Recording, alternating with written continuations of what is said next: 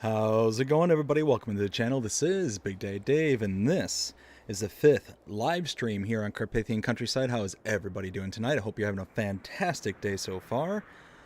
Let's see, we have got several people already out there in the chat. Starting out with a couple of early risers here. We had Rail Fanning Jonah reaching out as soon as we made this stream available. Says, can't wait till 9:30. Jonah, I couldn't wait either. Thank you so much for sending that message out. And Brady also saying, me neither. Yes, got to love it. Let's see. Ken, how's it going? And hope you're having a fantastic day so far. Says, what up, people? What up, Ken? Hope you're having a good one. Brady, hey, hello, everyone. Hope you're having a fantastic day so far. Ken says, 1 minute to go. And hey, Brad. Let's see. Brady says, hey, Ken, and how is your night going? Will T Gaming, how's it going? Yo, what up, Will? Hope you're having a fantastic night so far. Ken says, beautiful sunny afternoon for a Thursday, and hey, Will T. Will says, Ken, did you get my moderator invite for Will T Gaming Facebook page?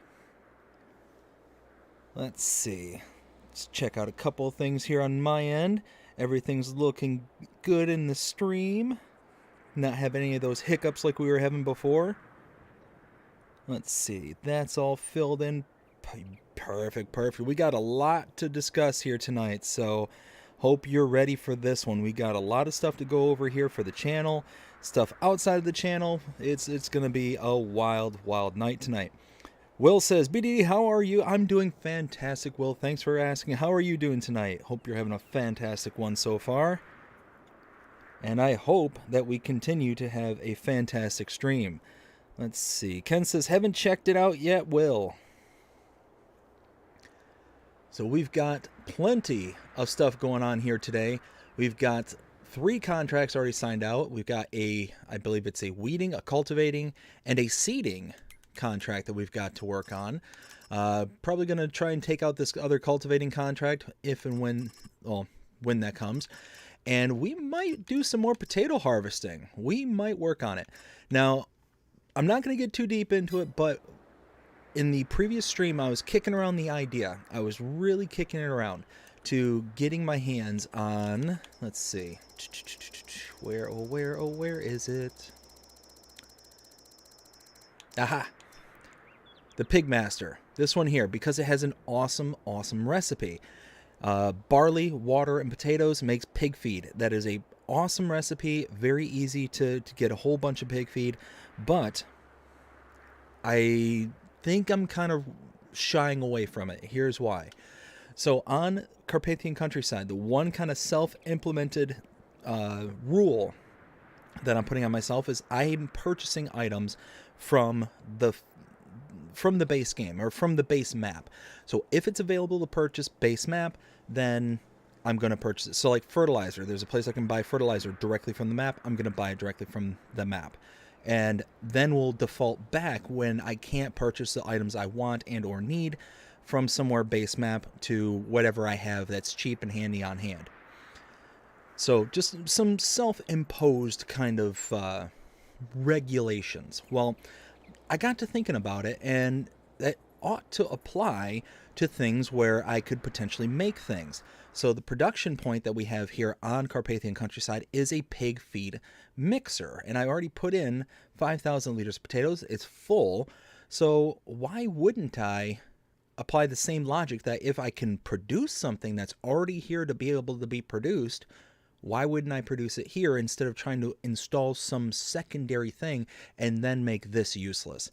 To me, that seemed kind of fair and kind of fitting to the, again, self-imposed rules that we were going to go through and kind of go from there. So let me catch up with the chat real quick, and then we'll get started with the rest of this stream. So we've got, let's see. Will says, I'm doing all right. I tried to take some good screenshots. Everyone see. Yes, and they are good. I can attest to that, and that will be coming here in a little while. Will says, Ken sounds good, and big testing list today. Yes, it was. Ken says, so is there a new addition to the family BDD? Oh, that's to be discussed. to be discussed. We're going to be laying out a whole bunch of stuff here tonight. Like I said, we're going to have some good things to talk about. We're going to have some bad things to talk about. So, but a lot of those good things are going to overshadow the bad things, thankfully. Thankfully. Will says, no new mods or updates today. I feel like tomorrow it will be a massive mod. Yeah, I have the same exact feeling. That, or potentially it's going to be kind of a flat, kind of similar to today, and then Friday is just going to be a flood. That's what I think is going to happen. All right, so we are now 6 past the half hour. So let's go ahead, hop in, and get to work. We got bunches and bunches of stuff to do today. Like I said, we might even take on a couple of those pig feed contracts. I'm kind of kicking it around. And it's good to see that we've got the weeds actually working on this map. It was the previous map I played on that for some reason, I think it was Alma. Yeah, it was Alma, wasn't it? The previous map where weeding contracts didn't always seem to work. I don't know why. I would actually go into some of them. They worked fine. I think it was more the specific set of equipment that it was trying to lease out to me that wouldn't work. So all this equipment I have for all these contracts are leased, obviously, because I don't have any of my own equipment. The only equipment I do have, let's see, is the mower. That's all I own. So I've got that one New Holland tractor, but doesn't do me a lot of good if I don't have the other recommended items. We are working very steadily towards being able to get cows. We've got all the base components needed. We just need to wait until I think it's next month before we get silage from our silage bales. So it's one of those, I've been kind of keeping an eye out for contracts here, specifically any grass contracts, so that we could get silage right away. Unfortunately, I haven't seen them just yet. So we're just kind of going about trying to do things, you know, getting more and more stuff here for the Carpathian Countryside, for the farm, and get everything just kind of up and running. We're still in that kind of funky, stage when you first start out on a map, where you're just really trying to gather as much resources as possible and playing that kind of fine line of, you know, do I sell this off and get cash, or do I hold on to it and potentially utilize it later? It's a really kind of funky way of, not a funky way, but it's a how do I want to say this? It's a funky position to be in when you're first starting out, because you really, like, each decision you make can have devastating downstream effects for all your future endeavors. So right now we're trying to keep as much as we possibly can so we can actually utilize stuff, and we're relying solely on the contract prices to be able to really kind of bolster our goods and doing everything that we can for the future. I'm hoping that has good downstream effects, even though it's going to mean slower building here in the beginning. So it's one of those we're kind of, you know, 6 of one, half dozen the other kind of scenario. I need to move my computer just really quick because it is on my lap and it's getting warm. So let's put this right.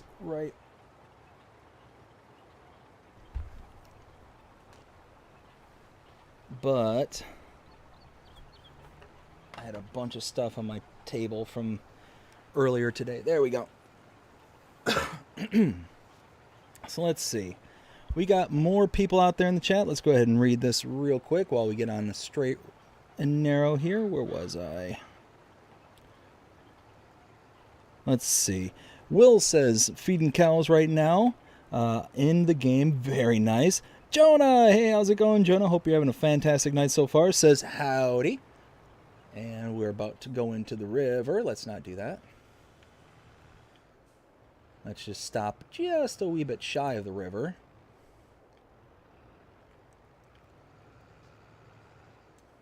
There we go.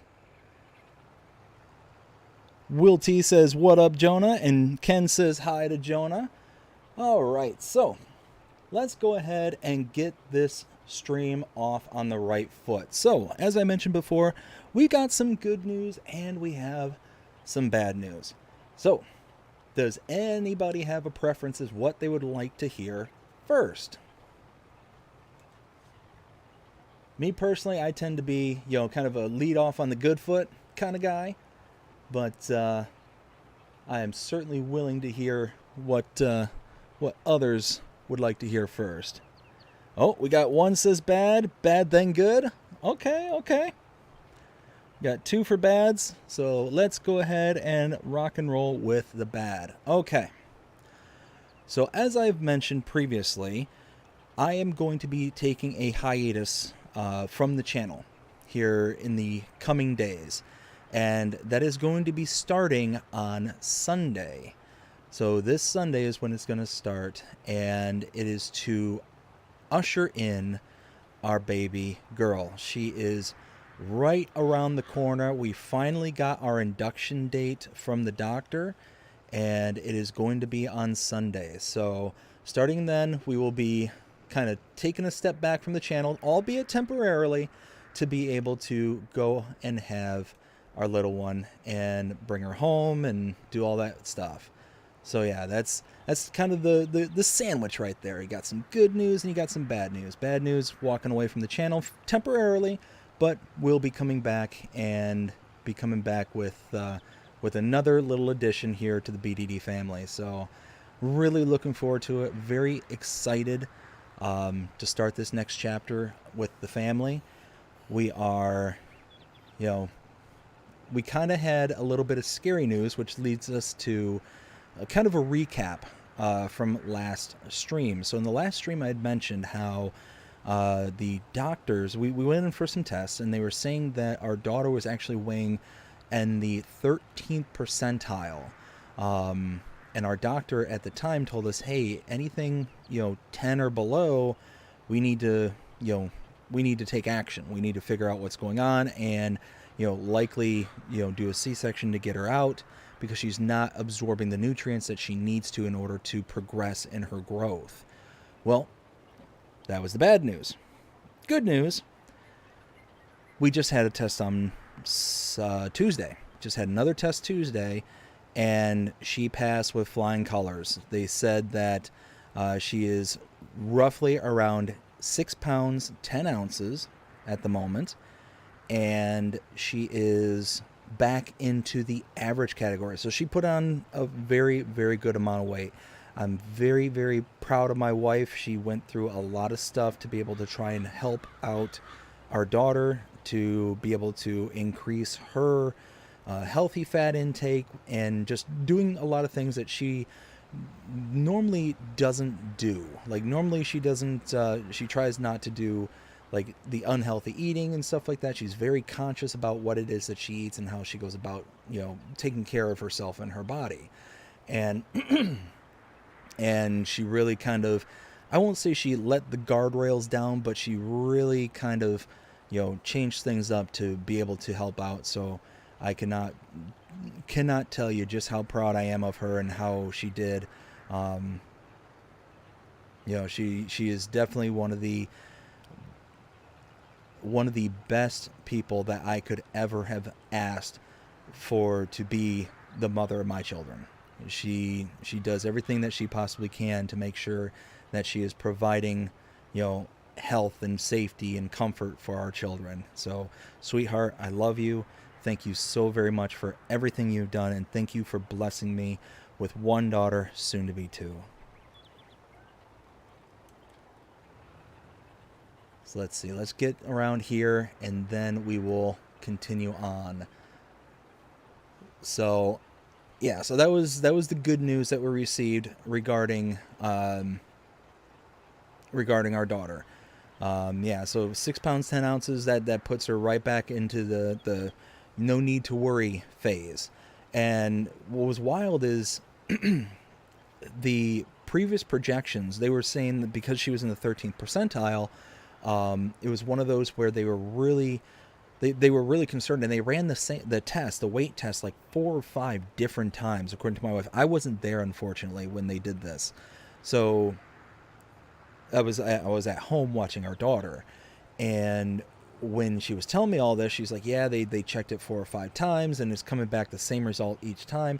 So my first reaction because I was there this past time to figure out, hey, because it was possible on Tuesday they were going to take her and take the baby, like get her out as quick as possible to be able to, make sure that she was going to get everything that she needed in order to kind of move forward and progress. Well, they said they ran it 4 or 5 times. Well, my first thought is, well, maybe they were wrong the last time, completely forgetting, fully forgetting that they had taken the measurement and done the test like 4 or 5 times to put her in that 13th percentile. So it was one of those where, after she reminded me and said, oh yeah, no, they ran it, several times and, whatnot. It's like, no, she just legitimately put on, that amount of weight in the short amount of time. It was a little bit more than a week, actually. So it was one of those where we were, very happy and very excited. And it was a very busy, long day on Tuesday because of that appointment. And then we had another appointment with the OB. So the first appointment was at the hospital we're going to deliver at. And that one was just kind of the hospital saying, hey, this is what's going on. The second appointment, which was later that afternoon, was at the OB. So he got all the tests and all that stuff and said, oh yeah, no, everything's looking good. She's measuring fine. She's, did a complete 180 from what we were expecting. So whatever you did, keep it up, kind of thing. So it was one of those that we were very, very happy, very, very happy. So yeah, it was a very good day on Tuesday. But Monday, not so much. Monday was Memorial Day. I want to, before I tell this next part, well, actually first, before I do that, I'm just I'm getting to this side of the polls here, so that way we can set the worker off and get working on the next bit of the contract work. So I think these are almost, no, actually no, that's not vertical, is it? That's pretty much cattywampus. Oh well, that's fine. We'll get down to the other end there, and then we will set the worker off, and whatever kind of gap it leaves, it'll leave. That'll not be the end of the world, which is right about here, so that works out. Let me get down here and I'll catch up with the chat real quick, and then I will tell how Monday went. So again, we've been kind of rocking good, bad, good, bad, good, bad. I hope you're ready for this this boat ride here, because it's like a back and forth. And I tell you what, I do not handle boats well. Just a little fun fact about Big Daddy Dave: I get motion sickness very, very badly. So, anyways. So we'll set the worker off, and then we will catch up the chat. So we've got, where was I?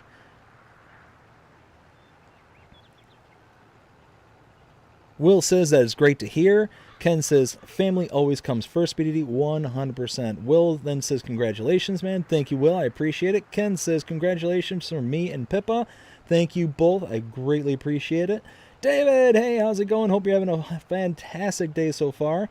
Hey, BDD bro. Hey, BDD gang. Hope all is doing good today. Doing fantastic, David. Thank you so much. Ken says, what up, David? And Will says, BDD, what did you think about the mods yesterday? I will get to that here very shortly, Will. Let's see. David then says, hey, what up, Ken? What up, Ken, brother? There we go. Let's see. Wow, that leaves a bigger gap than I thought it would. So, going back to what I was saying previously. Tuesday, really good day. Really, really good day. We finally got our induction date. That's going to be Sunday, and that's going to lead me to being out for a little while. Going to be taking a little bit of downtime break from the channel. We'll be sending out notifications to everyone just saying, hey, going to be gone for a little bit, but we'll be back, and whatnot. I don't have a firm return date as of right now. Just kind of gonna see how things kind of play out, because obviously with a new one coming home and whatnot, you never know how they're gonna be, react.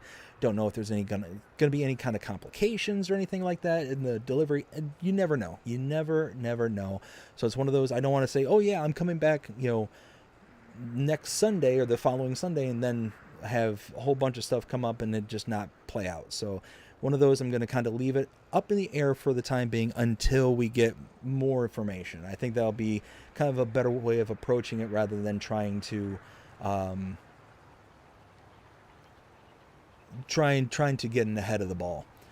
So backtracking a little bit to Monday, Memorial Day, I want to give a huge shout out, because I wasn't live and I didn't think of it at the time, and I kind of feel bad about it. But I want to give a huge shout out to all the former and active duty military men and women that are out there. Thank you all so very, very much for your sacrifice and everything that you do for us as citizens and for this country. You are heroes, every single one of you. Thank you all so very, very much. As Monday was Memorial Day, to look after the fallen. And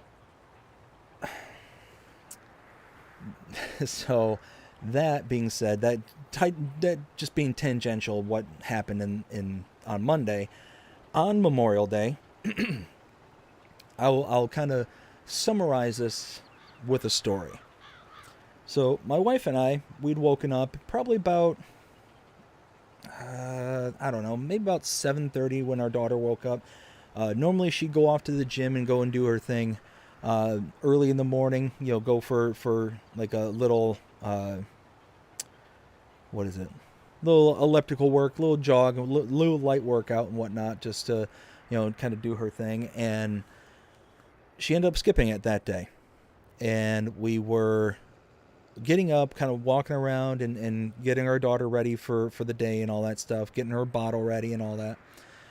And we're standing in the kitchen. Her and I are having a conversation. I honestly can't even remember what it was about right now. And all of a sudden, this ridiculously loud, I don't even know how to describe it, but just was the biggest commotion I'd ever heard in my entire life.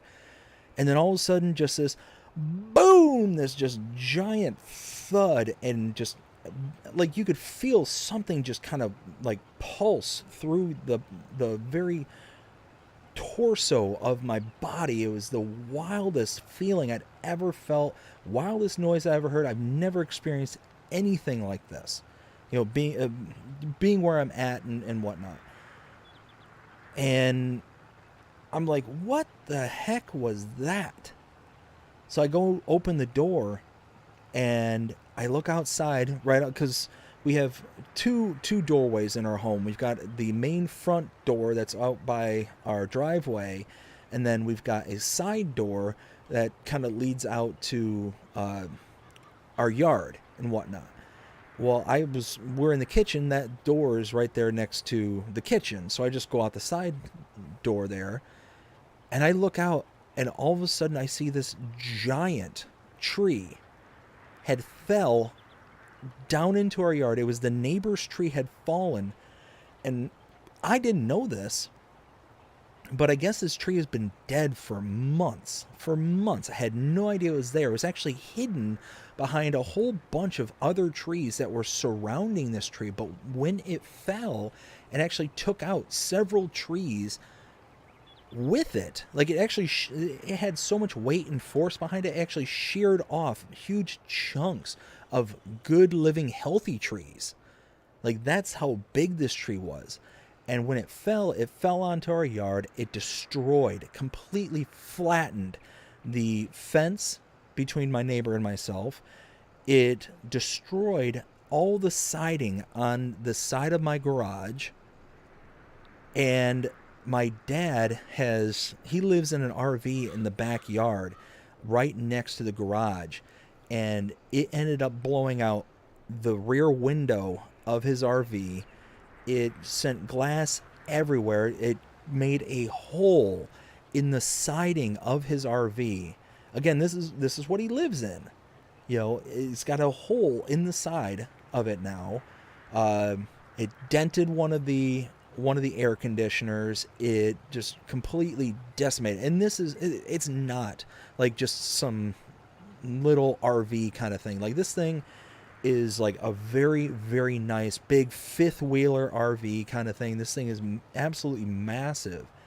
And yeah, now it's destroyed. It's absolutely destroyed.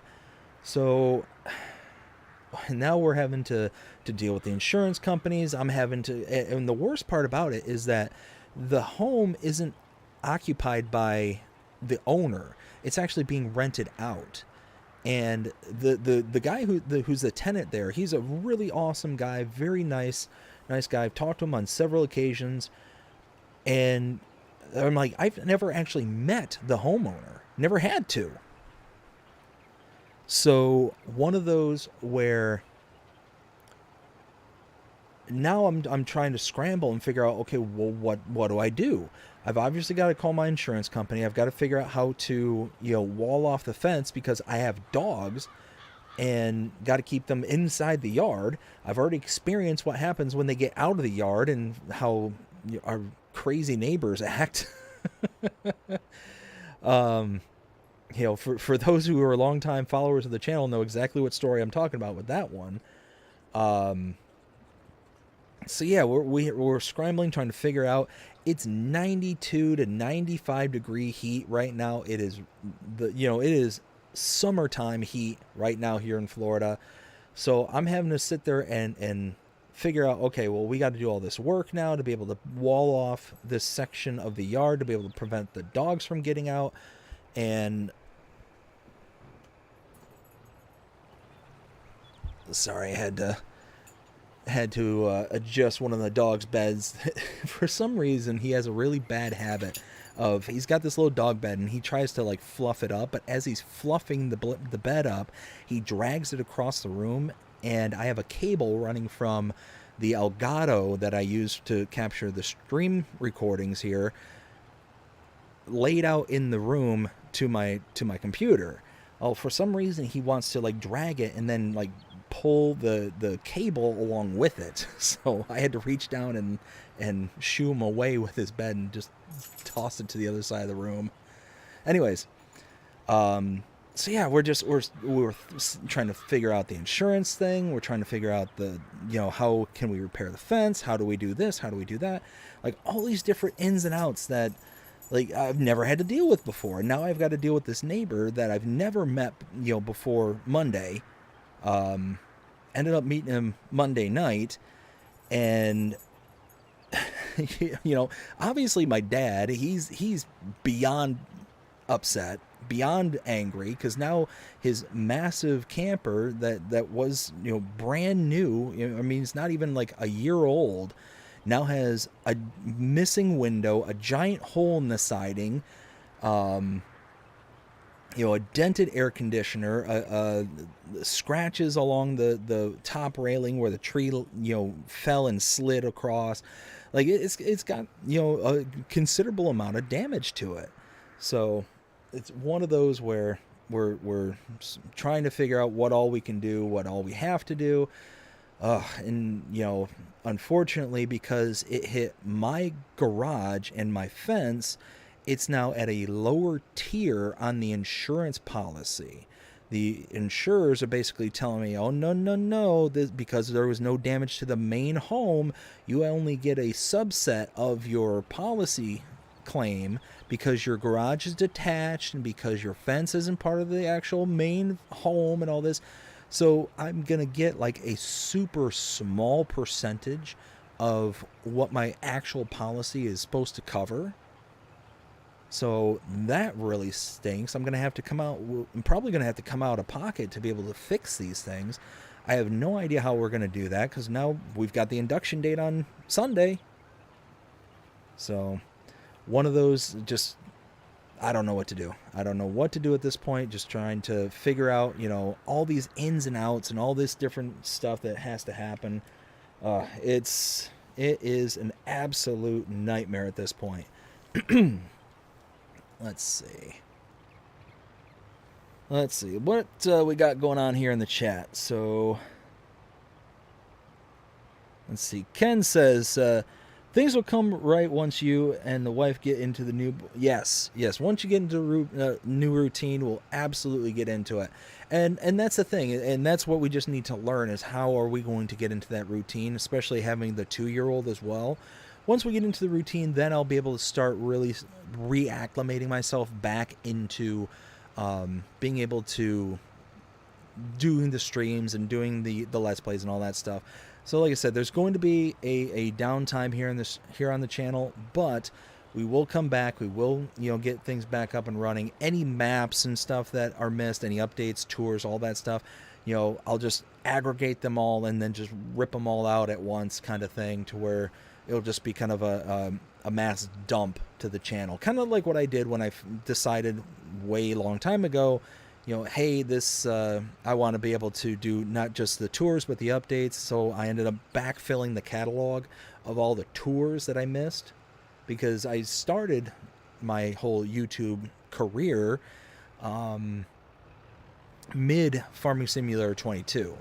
Probably about quarter to a third of the way through FS 22.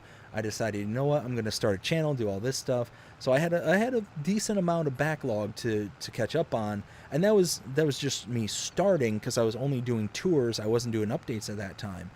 And what made me decide to do the backlog and the back catalog of maps that had already come out was doing the updates. I wanted to be able to have a kind of good blank starting point for the updates, because if I didn't have something to fall back on, something to link the updates back to, well, then there's no real continuity to it. So figured that was kind of a good way to go about it.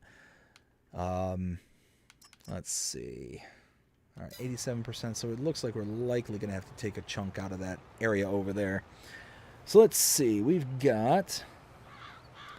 Will says, I paid for every military person that showed up at the rest stop. Oh, man, that's awesome. I tell you what, it's any chance that I get, because I've got several family members who are in active military. My cousin's wife, she lost her brother in Iraq back in 2008? No.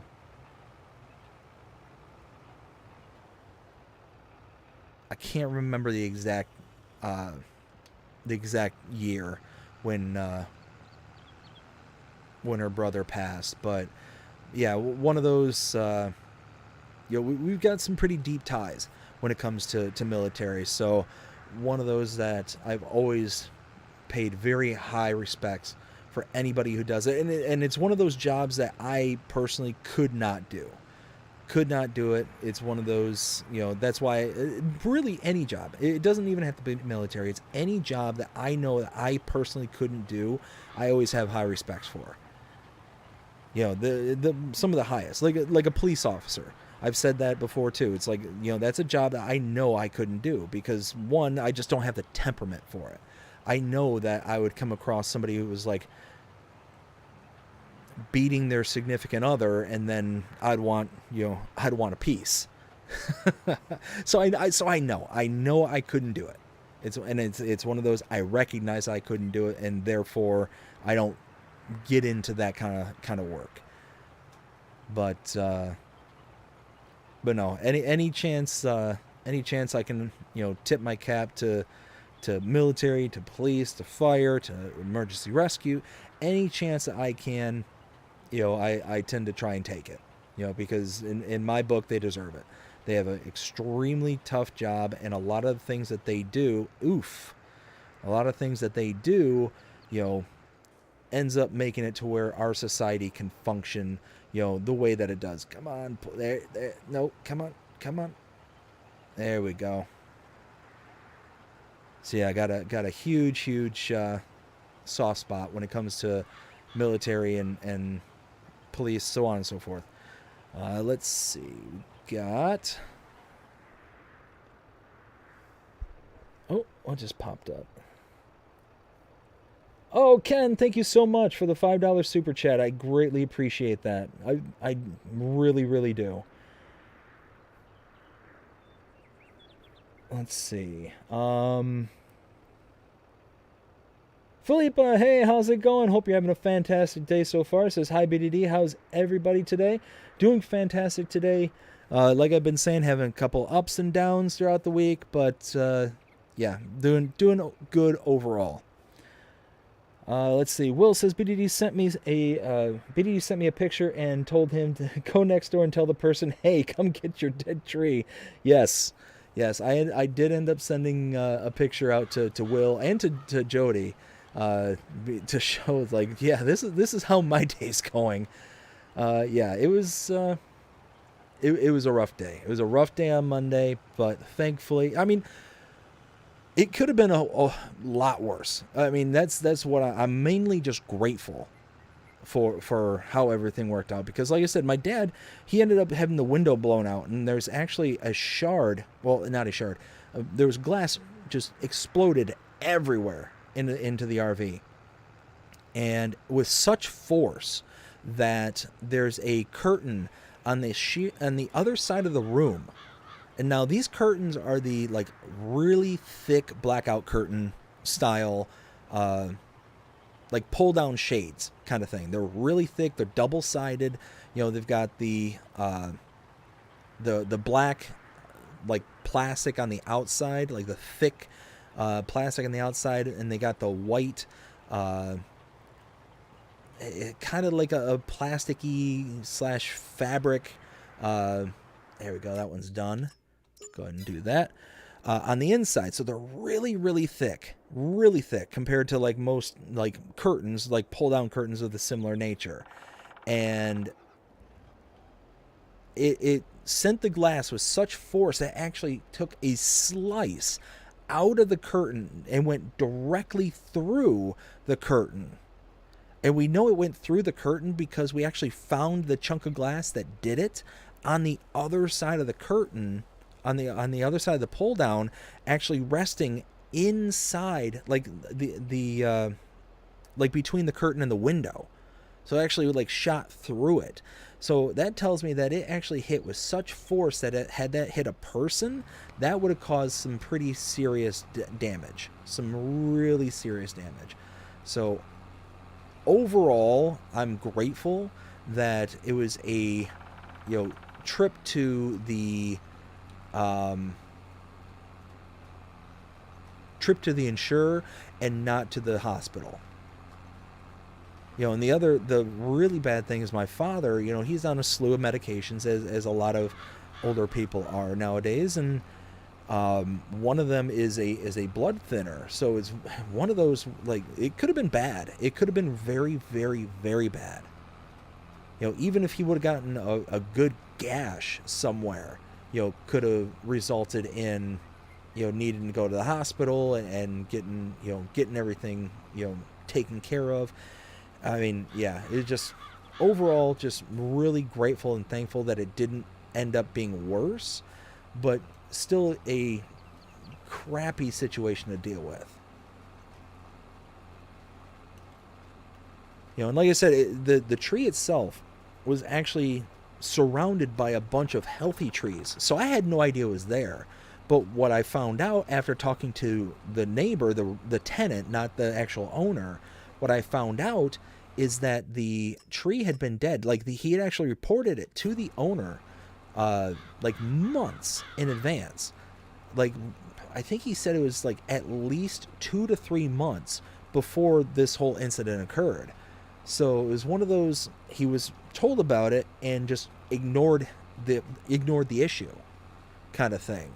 So that kind of got me a little fired up when he told me that, because it's like, man, you knew about this for months, but you did nothing about it. You did nothing to mitigate this, and now it's my problem to deal with. And like I said, in order to make it to where we could keep our dogs in the yard and all that, we had to come up with kind of a trashy way of doing things. It was really kind of crappy how we had to go about it, but I mean, it works. So I mean, it's practical, not pretty.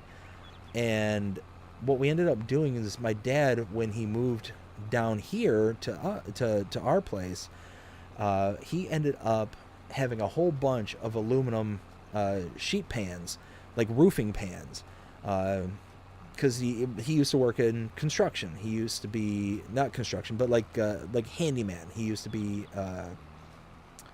own his own business and whatnot, and people would have him come out and do, odd and end jobs for him and whatnot. And he would, deconstruct a lot of these buildings and stuff, and he had a bunch of like leftover aluminum from odd jobs that he would have, and he would always hang on to them because he would always repurpose it. He would always build stuff with it. He ended up building a whole boat awning out of some of his leftover scraps and whatnot, and it turned out great. It worked really well because he had this I think it was a Chris Craft, like a 32-foot Chris Craft boat, and he ended up making this covered awning to keep it out of the direct sun. Well, ended up he ended up bringing a ton of that aluminum over, and thankfully that was the case. We ended up using some of those 12-foot aluminum roofing pans, and we had to run out and buy 4x4 studs, like pressure treated studs, and we ended up sinking them into the ground, and we made just a temporary fence with these sheet pans, and it's good enough. It works to keep the dogs in, but it's completely completely ugly looking. It's driving my wife nuts. Let's see. Will T Gaming sent a super chat of $10. Will, thank you so much. I greatly appreciate that. Says to help you and your family. Will, thank you. Thank you, Ken. Will, thank you both so much. Jonah, let's see. Member for 2 months now. Make sure you hit that like button. Thank you, Jonah. Greatly appreciate it. Let me backtrack and read the stuff that I missed here so far. So we've got, let's see, where was I? Hot Night. Hey, how's it going with the sheep poof? I love that. That is so funny. Custom. Hey, how you doing? Hope you're having a fantastic night so far. Says, I'm late, but again, anyways, hi. Custom, how you doing? Hope you're having a fantastic night. Hot Night, hope you're having a fantastic night as well. Ken says, I know it's not much, anything to help you and your family. And I greatly appreciate that. Thank you so much. Hot Night says, was it a tornado? No, it wasn't a tornado. So the tree itself had been dead for months, according to the neighbor there. And he told the landlord, he told the homeowner months ago that, hey, this tree is dead and it's got problems. But because it was so down here in Florida, I just learned this.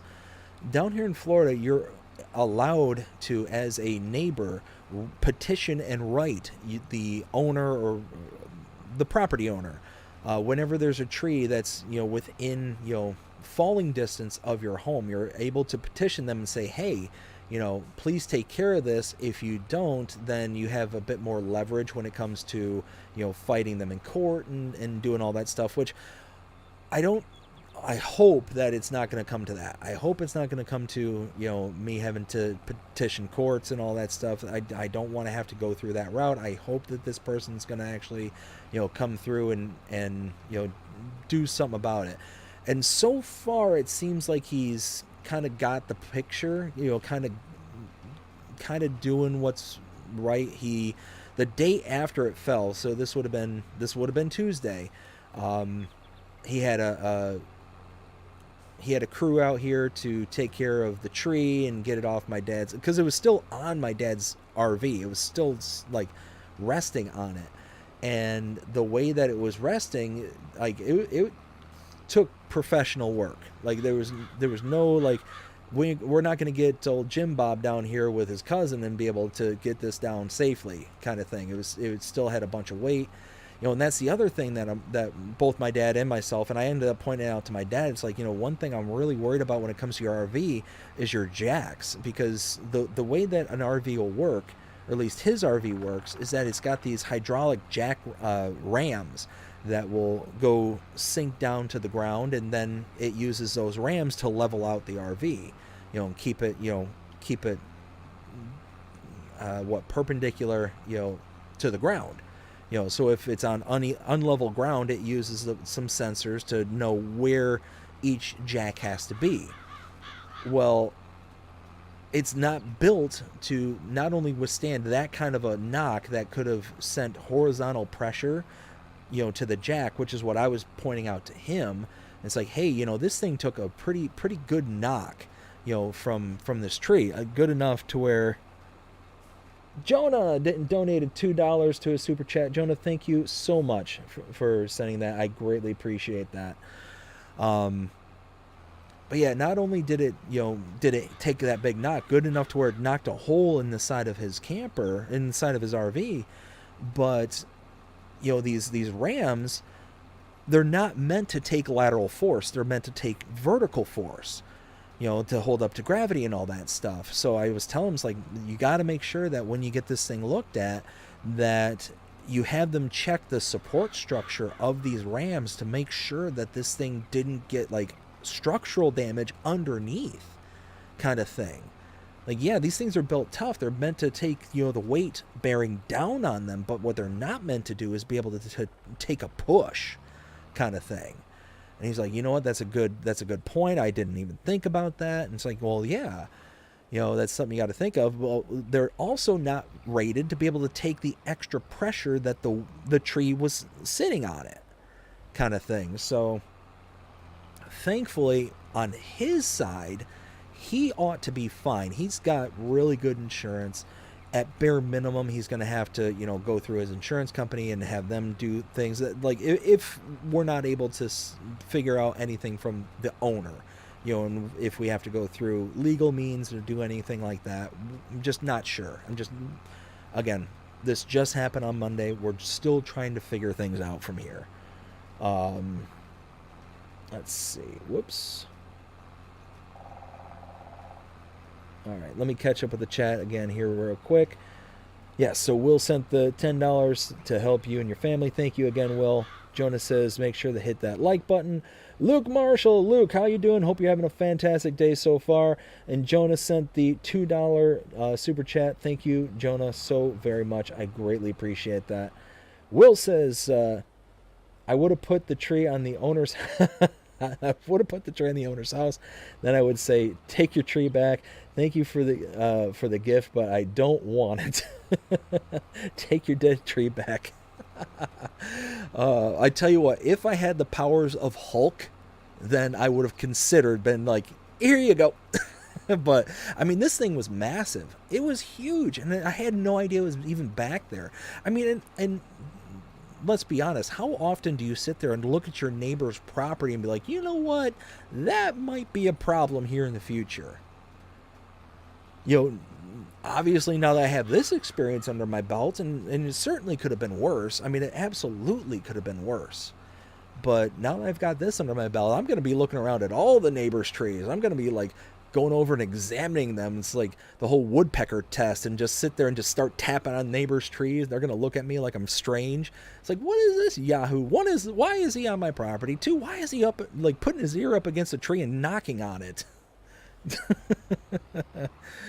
Oh my goodness. So yeah, that was Ken says LOL to Will. Luke says, how is everyone doing today? Luke doing fantastic today. Like I keep saying, I've had some ups this week, I've had some downs this week, but we got the induction date set for Sunday, so that far and away outweighs anything that's going on that's negative in the life right now, far and away. Let's see. We've got the worker going here. Let's get going on the next one. Got a cultivating contract. Oh, we got a big New Holland for this one. Oh, look at that. So yeah, it's just one of those, like, you never know what life is going to bring your way. You never know.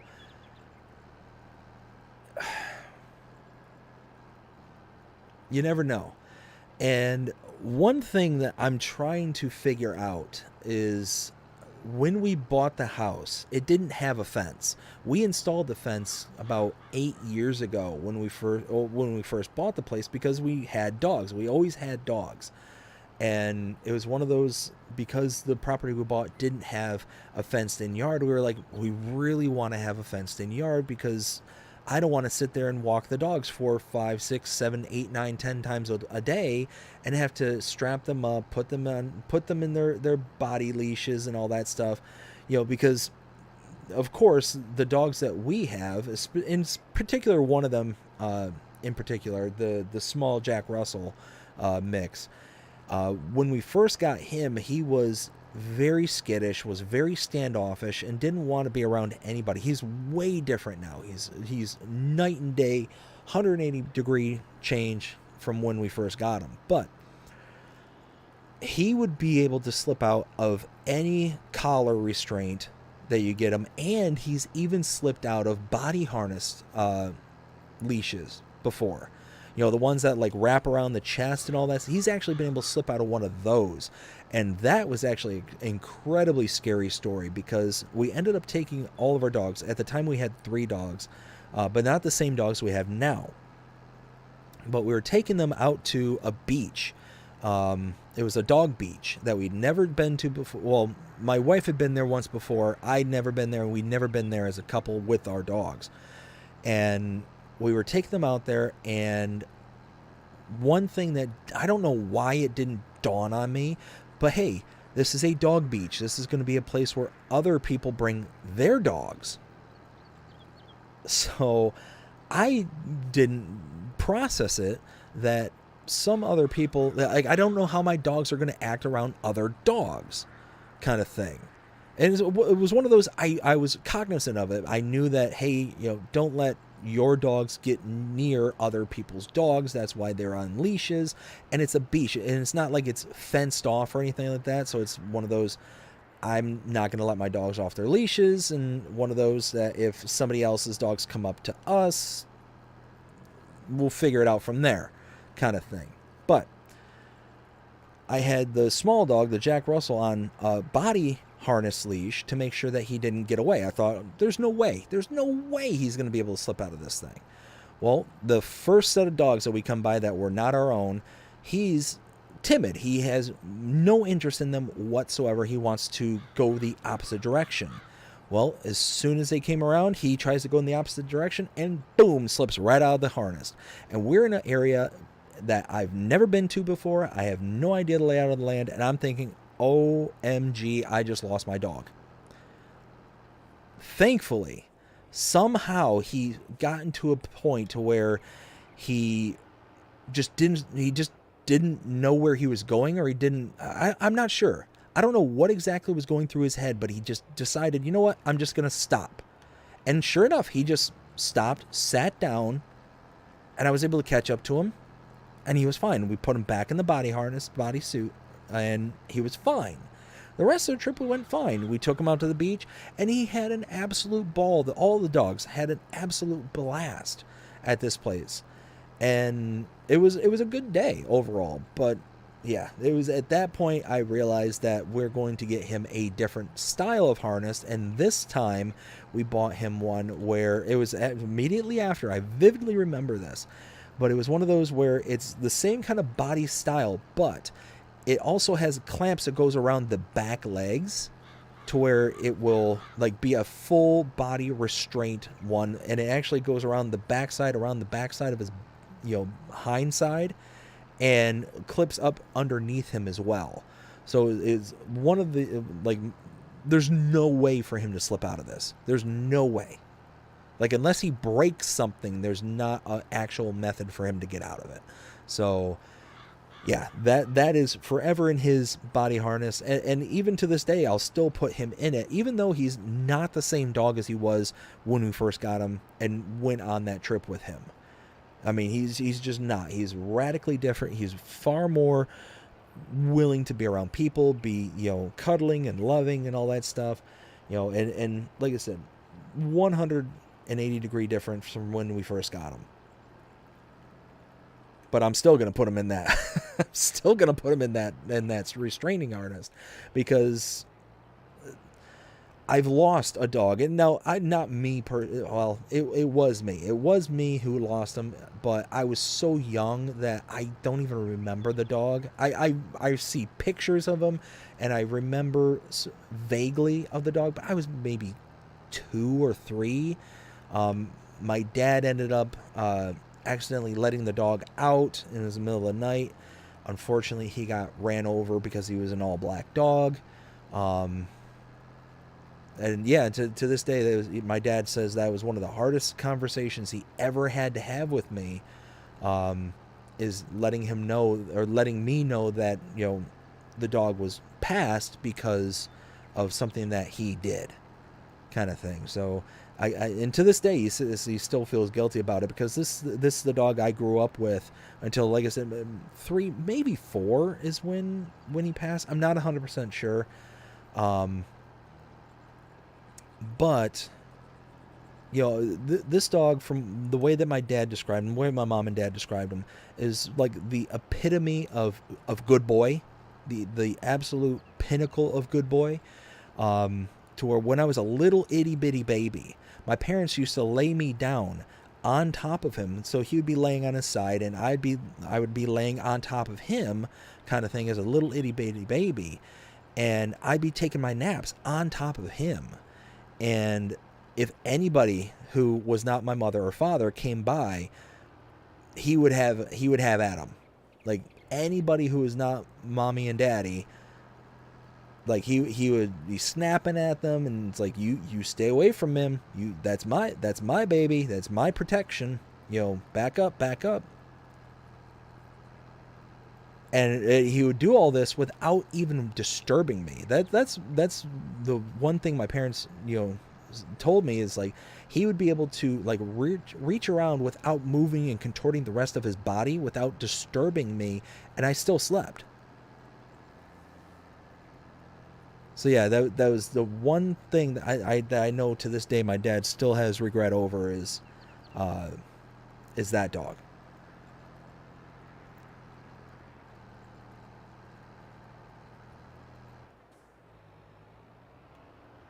So let's keep on going here. Let's see, how is that? Looks like the worker's still going, so we're still just chugging away. Let's see. Will says, if you haven't yet, smash the subscribe button, hit the bell for notifications, hit the like button, and then hit the share button. Yes, thank you, Will. I greatly appreciate that. Hot Night with the Heart. Ken says, good, Luke, and yourself, how are you doing? Luke says, good, taking a lunch break. Awesome. Will says, I remember a massive log that took my dad and I to move. We were splitting wood and then got into a massive argument. He got up in my face and I picked up the log and ripped it in half. Oh, my goodness. Whew. Well, remind me not to make you mad. It scared the living out of him. LOL. It was the log that took the 2 of us to move. Yeah. Again, remind me not to make you mad. Let's see. Jonah says, our neighbor once installed a fence along the property, just to have a storm blow it over 3 weeks later. Oh, man. Yeah, that would stink. That would absolutely stink. You put in all that effort, all that work, and all of a sudden just bloop, just gone. Just gone. Let's see. Will says, I'm baling straw now. Nice. Jonah says, I'm baling grass. And Luke, LOL. Very, very nice. But yeah, so let's see. I'm kind of lost my train of thought there. So, anyways, why was I telling these stories? Why was I saying the dogs? Oh, so yeah, so the fence. So that's okay. So let me bring this back to the fence, because that's what started all this. When I first when we first bought the house, oh man, it's been probably about 10 years almost. Let's get close. It's getting close to about 10 years. When we first bought it, we ended up installing the fence for the dogs. Well, we bought this specific fence because the installers were telling us, hey, if you buy this fence, if there's any kind of storm damage, or there's any kind of, tree falls on it, all this stuff, it comes with like a lifetime replacement kind of thing. It's the white vinyl fencing and all that stuff.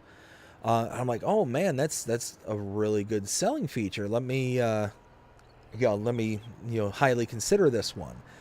And I just need to go through and find our paperwork to find that specific thing, because I kept it. I kept the paperwork because, it's one of those, you hear a fantastic claim, don't believe it until you get it in writing kind of thing. So that's the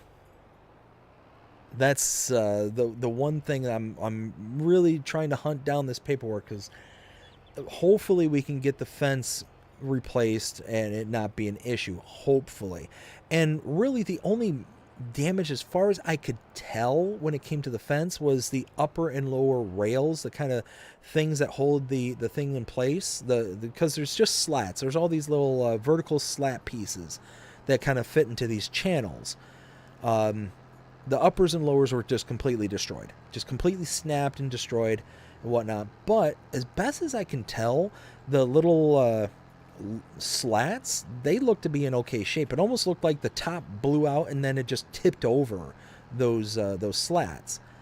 Other than that, it just looks like those top and bottom rails need to be replaced, and one other panel down the line, because the tree kind of pushed up against the fence, looks like it just kind of popped out of place and may have snapped that little bracket. So one of those, just need to replace that as well. Let's go ahead and get this cultivating one here. Let's see. 6. Okay, that's just north of the farm. Ooh, big old versatile tractor.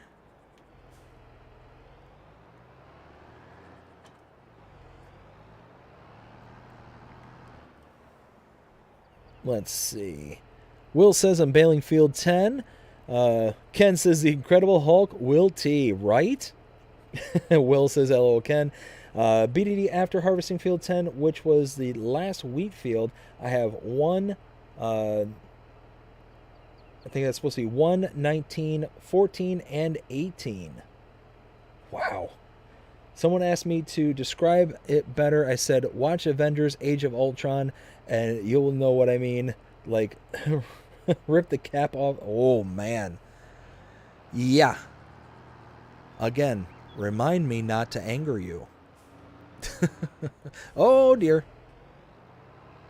We're starting this contract out strong, just bashing into things.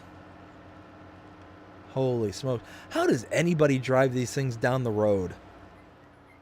Look how wide this thing is. Like, you literally have to drive in the middle of the road with it. But then you get oncoming traffic, I mean, like this. Huh. I tell you what. One of these days, whoops, there we go.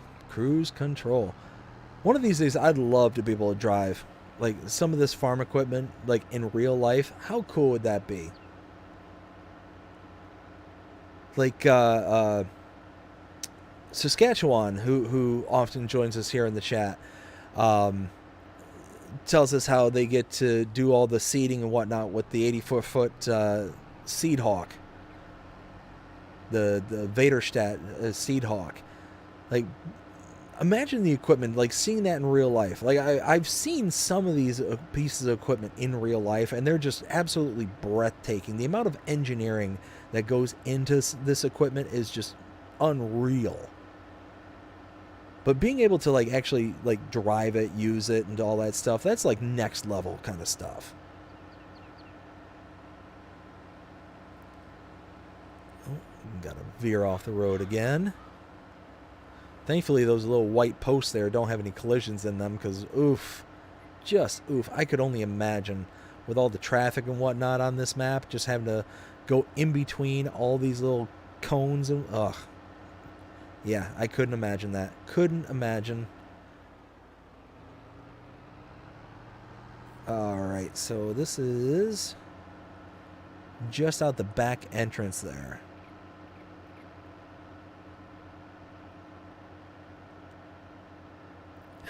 Will says that's what everyone says. Well, yeah, I could imagine. One of those, you're ripping trees in half. I mean, that's that's gonna take 2 people to load. Yeah, yeah. No, I don't want to anger. No, just no. There we go.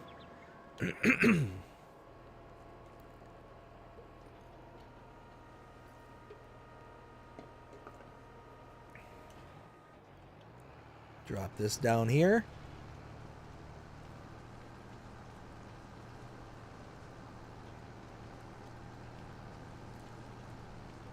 Let's see. Where was I? Luke says, have to get back to work. Everyone have a good night. Luke, hope you have a fantastic night. You take care, and we'll see you again next time. Will says, wheat, 191. Oh, that was the literage. Oh. That is 1 million. Wow, that's a lot of wheat right there.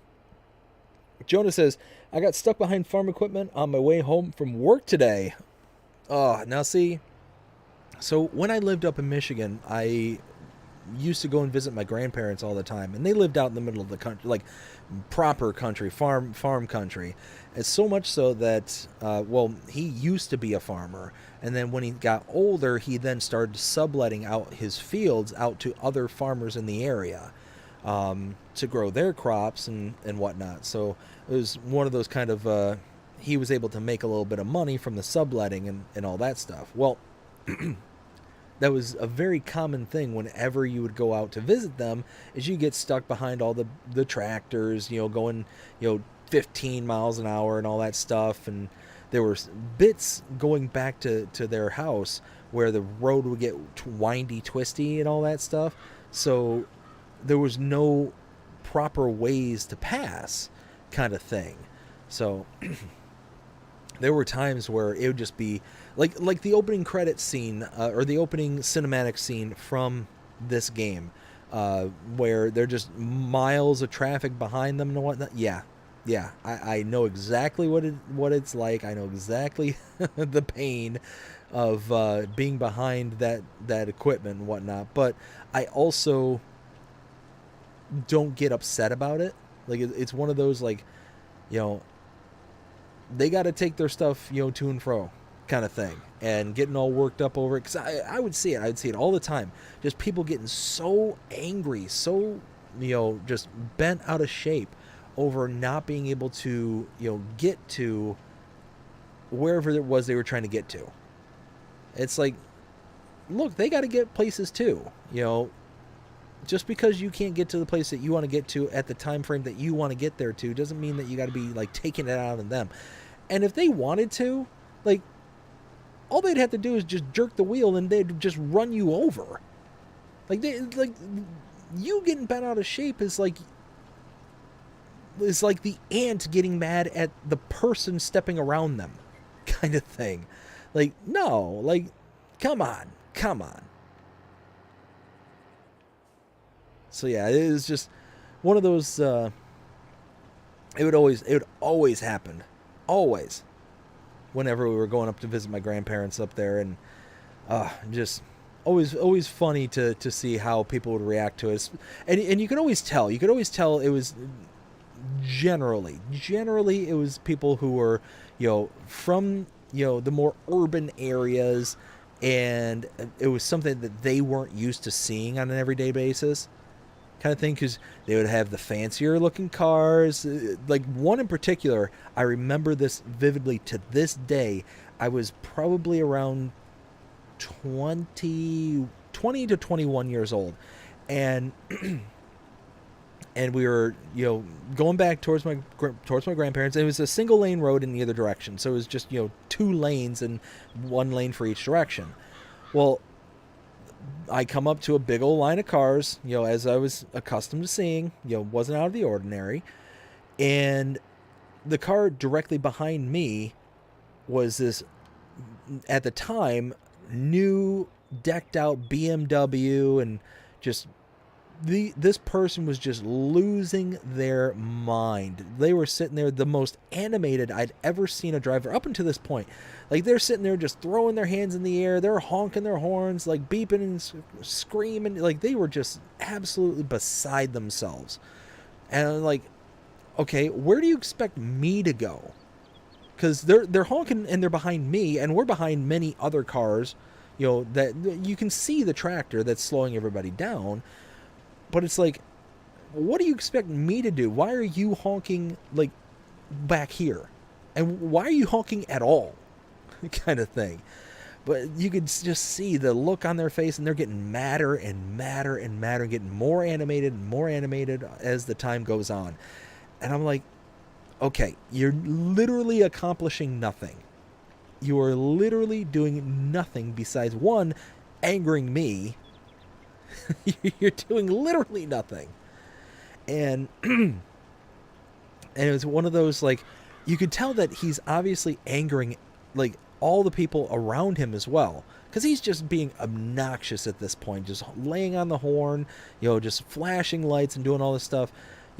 He's weaving in and out of lanes trying to see if there's an opening, but the line is so long that he doesn't dare, like, just punch it and trying to get around the entire blockade kind of thing. So finally we get to a point to where, I'm, behind the tractor, and finally it gets to a point to where I can, safely get around and all this stuff. Well, as I go to get around the tractor, all of a sudden this guy just tails right behind me. So it's like, okay, normally I'd punch it to try and get around as quick as possible, but we're at a straight venue, like a straight part of the road, to where I could very safely and easily see, traffic coming, against me. So I'm in the oncoming lane kind of thing. And I can see that, okay, it's fine to do so, so I don't need to punch it. So I don't. I just slowly get up to speed, and now this guy's mad at me. So it was one of those, like, again, I was much younger at this point, and I don't recommend doing this as much as it felt good at the time. It's also, I think it's a different time. I think people are more quick to do stupid things nowadays. But still, it could happen. You never know. You never know when you're going to run into crazy. Well, so he's now mad at me, and he's, letting me know his displeasure as he passes by me, because, like I said, he tails right behind me, and then, I get over and he goes flying past me, kind of thing. And it's like, okay, well, have a good day. And what's funny is when you see people like that, I find that you get an even better reaction, not by getting angry back at them, but when you sit there and just, like, wave, just do a wave with a smile and whatnot. Oh, that's when it just sends them off the deep end. I've found is that you get somebody who's, like, very mad and animated and all that stuff, and then you just kind of, like, almost obliviously kind of just smiles, like, hey, have a good day, kind of thing. Oh, that just sends them off the deep end, off the cracker mobile, because whew. Yeah, because that point when he's just sitting there and you could just see him just flailing about as he goes off into the distance and over the horizon kind of thing. Oh, it was entertaining. Again, don't recommend it, especially nowadays, but yeah, it was entertaining either way. Almost able to set up the worker here. Looks like the other worker's going just fine.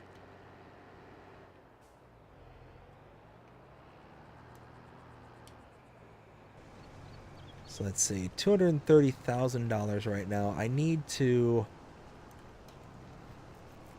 I need to start making some progress, but I can't buy my cows yet because I don't have any feed. I don't have a mixer yet either. So I need to figure out how to be able to mix up the TMR.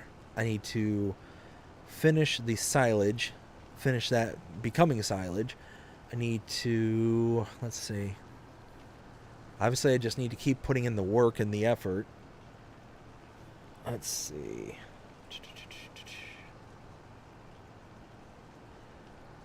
Let's see. Ken says, stay safe, Luke. Will says, I moved a tree before, a whole tree. Oh, I'll catch back up with that in just a second.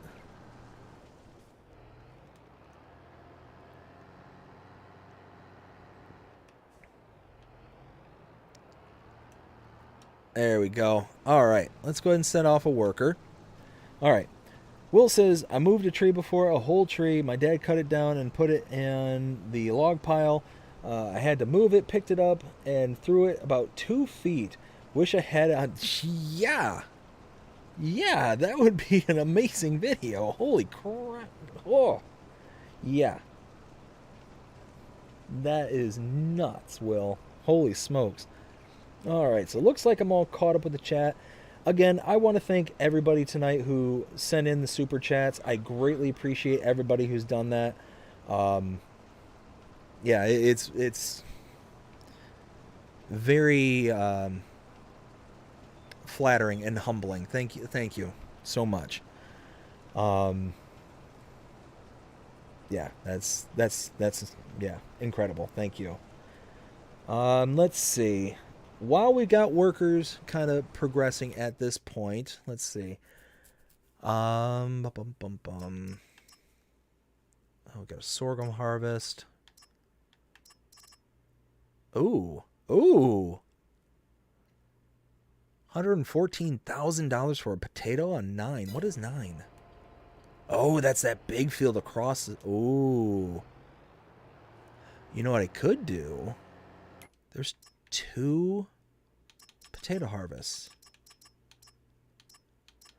I could lease both of these out. I could get 9 and 38 and then just have each set of equipment on the same field to help lessen the time. Maybe we'll do something like that. All right, so anyways, I will think that over in just a little bit. But I have some photos to show off, some screenshots. Let's see. Let's go ahead and switch over. Oops. Let's not do that. All right. So first set of photos here are from Philippa Thompson. Thank you, Philippa, so much for sending these in. Let me go ahead and click that. Oops. And let's get that onto the screen like so. Perfect. Philippa, again, thank you so much for sending these in. Looking very sharp there on the farm. Got the nice greenhouse there. Ooh, got a whole bunch of greenhouse goods there. Love the whole background. That is a pretty photo right there. And it looks like we are back at the beginning of the deck. Thank you so much, Philippa, for sending those in. Greatly appreciate it. Let's see, the next set. Whoops. Pushing buttons. Next set comes from Will T Gaming, and those are out of whack too. Why is that happening? Fit to screen. There we go. Will sent these in, and like always, Will takes some amazing screenshots, doing some silage work there, getting all the stuff there into clamp. Oh, got a good photo of the cows. Will, you always have nice screenshots, 100%. Oh, got the, I think that's the Silverado right there, if I'm not mistaken, with the fuel tender. Oh, got the big Volvo wheel loader, looking sharp. Oh, and got the little Farmall tractor. Got some, I think that's a Kloss in the background. Oh, that looks like an interior view, maybe of a skid steer loader. I can't tell what that's in. Oh, there you go. Look at that. Got some fading sun right there. Got some harvest going on. Oh, looking through the corn rows. Looking very sharp. Oh, wow. Look at all them stones. That's very nice. Oh, got the fading sun. I think that's the Farmall tractor right there. Looks very, very good. Oh, screenshot from in the cab. Got some harvesting to do.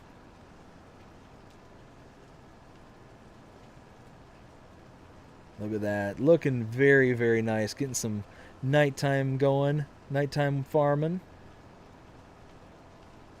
Oh, going up to the harvester. You see just over on the other end of the hill there.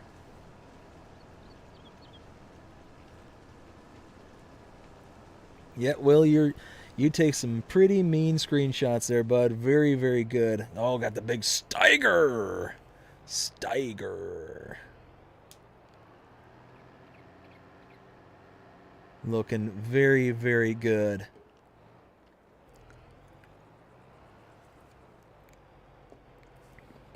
Oh, got the bunker silo full and covered. That's going to make a whole bunch of silage. Getting some more bunker work going. Got the big Steiger with the shovel in the front. I love that little Farmall tractor just chugging around the farm there. Ooh, fully loaded bunker silo there. Gotta love it. Oh, again, just peeking through the corn. Got the Farmall with the trailer.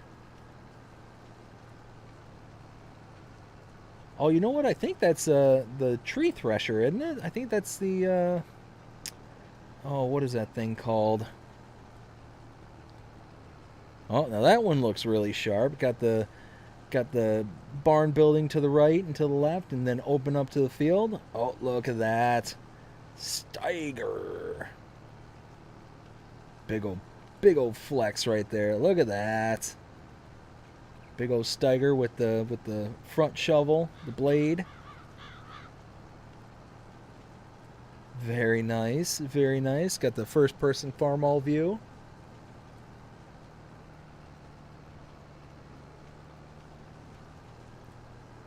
Look at that. Big Kloss harvester there doing the dirty work. Another view of it.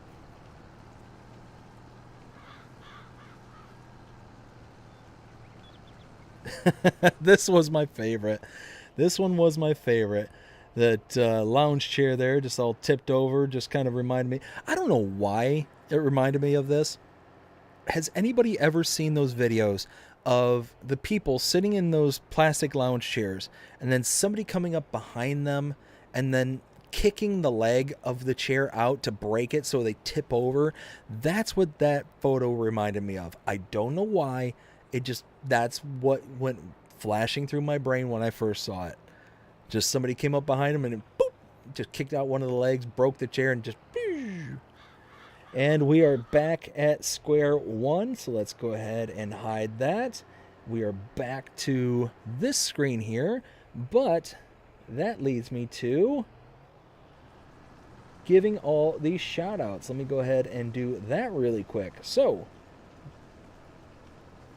I want to give a shout out to all the Tier 2 channel members. Thank you all so very, very much for being Tier 2 channel members, starting with Mark K, Will T Gaming, Rail Fanning Jonah, Karma Stories, Revere Time Todd, Piping Paul, Wrench Monkey, Ken Adlam, Luke Bernie King, Crazy Chris Sims, and Philippa Thompson. Thank you all so very, very much. I greatly appreciate every single one of you. And if you are interested in helping out the channel and wanting to sign up for a membership, go ahead and check out the link in the description below, or click the join button also below or on the main channel page. There you can gain access to one of two membership tiers. The first one being tier 1 is going to include perks such as early access to edited content, such as the Let's Play series there on Pelinier and the shorts for the channel.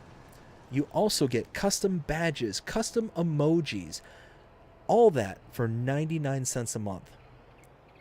Then you have Tier 2s. Tier 2s also get everything that was just mentioned before, plus they get a shout out every single live stream that we do here on Carpathian Countryside. And going forward, on any live stream that we do, just right now we're on Carpathian Countryside. That starts at $4.99 a month. And Jonah, I see that you threw those in there. Thank you so much. Those are some of the examples of the emojis that we have so far. Now I will say, oh, and that is collect. There we go. All we need is one more member. If we can get somebody to sign up for one more membership, that means that we unlock the next tier available for the emojis. And once that happens, we can have access to 2 more emojis. So that's the current set of emojis now. We could have 2 more if anybody's out there wanting to become a member, or if you want to gift a membership, you can do that as well. Let's see what else we got going on. Let's see. Also, want to give a shout out to the P.O. Box. If you're interested in sending anything to the channel, go ahead and send it to P.O. Box 6136 Hudson, Florida 34674. There, you can send me just about anything, as long as it's on the legal side. Go ahead and send me things for the channel. If you do, please include your username. Let me know who it came from. Don't just send me random things without letting me know who it is, because I want to be able to give the proper thank yous and shout outs for anybody who sends me stuff. I know there's several people out there who have said that want to send me stuff. This is the address in which they will be able to get it to. Let's see. Let's go ahead and go to the live screen. Perfect. All right, let me catch up with the chat here real quick. So we've got... Let's see. Ken says, I sold my first lot of old-style mustard, 4 pallets, got over 5,200 on Pelinier. Ooh, very nice. Ken says $5,200. Jonah with all the custom emojis. Thank you again, Jonah, for that.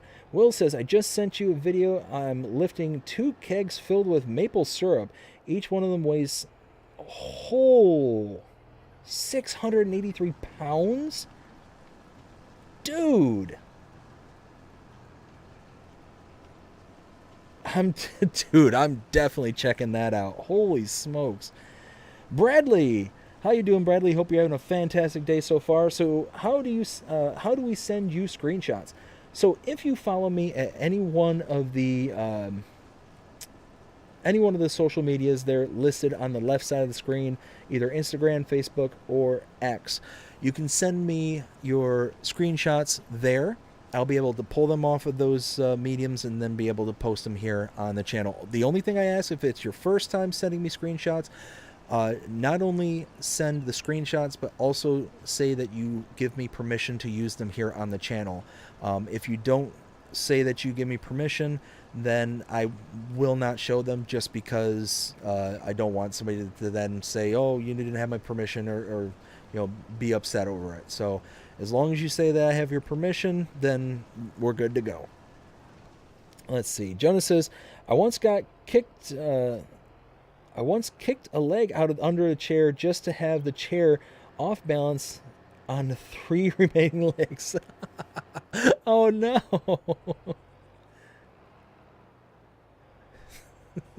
You know what? I've seen those videos too, where people have tried to do that, where they kick out the leg and it breaks out from under somebody, but they are not putting enough weight on that leg that they got kicked out from under them, so they just kind of sit there and they're like, it is what it is. But because they got cocky and they just sat there like nothing happened, then the person came back and kicked out the other leg. So Yeah, it's one of those where if you're gonna be cocky, you got to be quick. Yeah, there we go. Let's see, where was I? So it looks like we're all caught up with the chat here. Let me go ahead and get to work on these. I'm going to accept both of the harvesting contracts on 9 and 38. And what I plan on doing is I'm going to use all the equipment on each of the individual harvests. So we've got a huge field. Field 9 is absolutely massive. Let's go ahead and...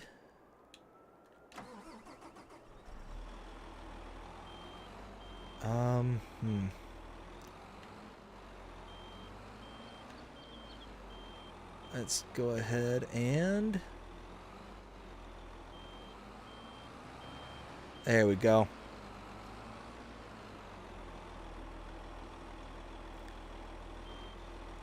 Yeah, let's go ahead and get this.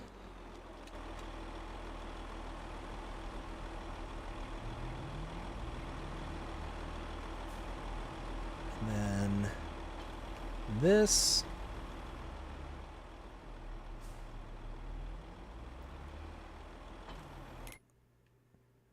Get this over. Yeah, let's go ahead. Let's see if they can actually get it to here. Okay, well, they're going.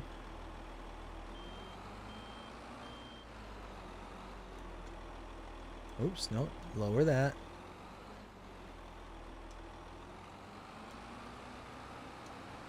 Nope, still not doing that.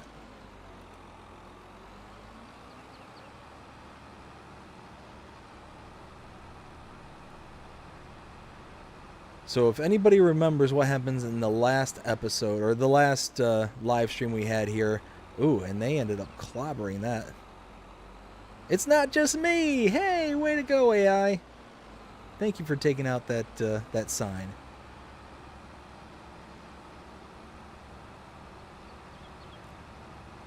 So we worked on a potato contract in the last episode, or the last live stream, and I ended up trying to hook up the header to the header trailer and just did not work out whatsoever. So one of those where... Ooh. I was wondering if they were going to stop. Nope. I'm gonna go. Might makes right. Isn't that what they say? I'm driving the bigger piece of equipment, so move, get out my way.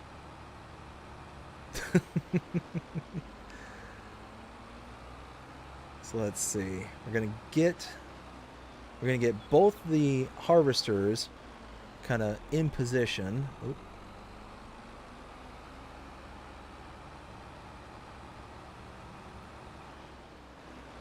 Come on, AI, you can get there. I have faith in you. I don't know why, but I have faith in you.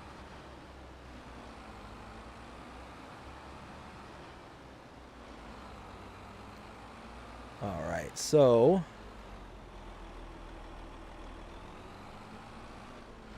if I take a look at them...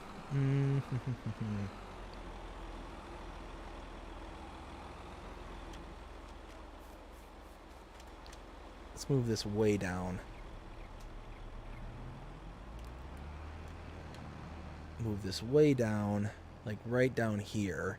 So it doesn't have to be...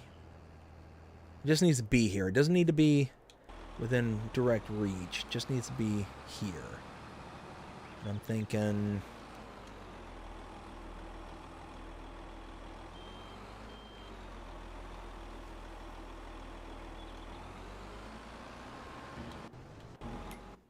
like that. All right, let's see. Custom says, probably not still here when you're reading this, but have to get some sleep, so have a good stream. Bye, everyone. Custom, I hope that you have yourself a fantastic night. We'll see you again next time. You take care. Will then says, you should look at it right now, LOL. If not, that's fine. A couple of people asked me if I could be their personal bodyguards. Oh, yeah, I wonder why. That doesn't surprise me. Holy smokes. If I was a bit more lippy, I might want to ask the same thing. Let's see. There we go.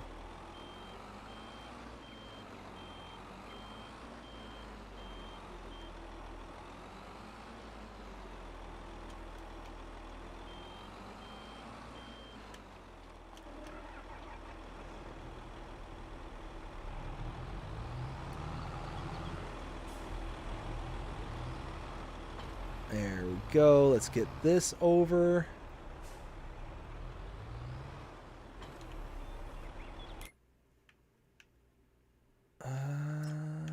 Something like that. No. That's not what I wanted. No.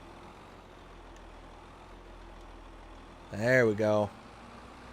All right, let's see.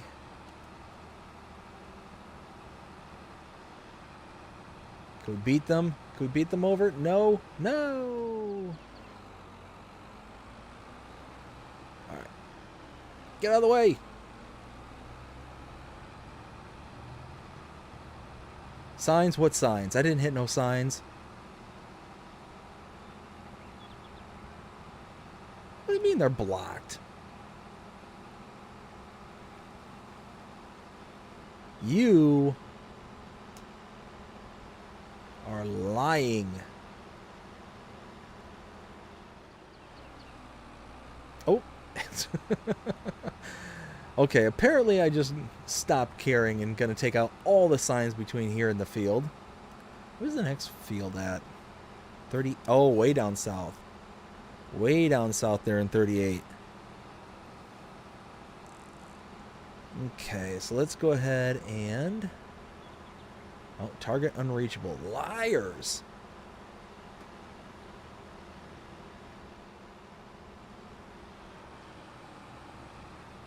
So here we go. We'll get this working right here. So something like this.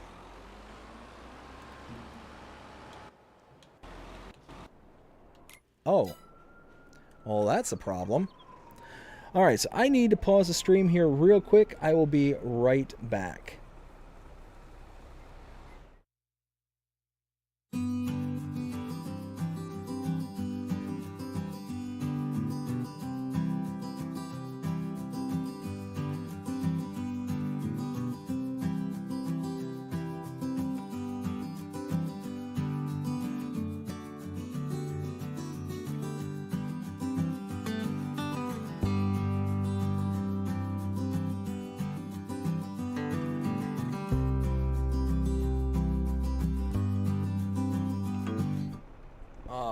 I am back.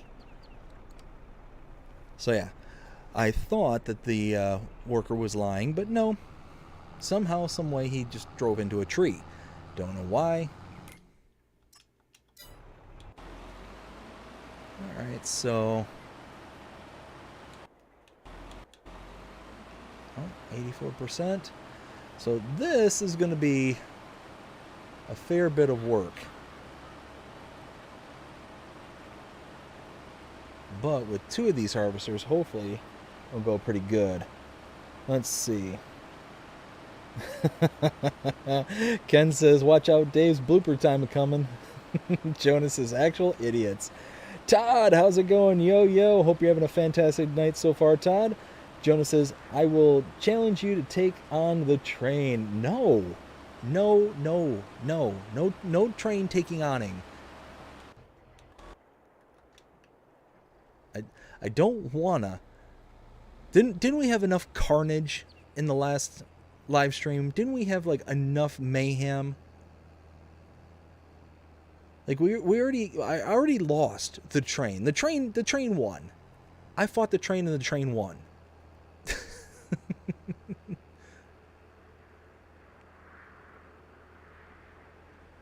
Now that song is just I fought the law and the law won.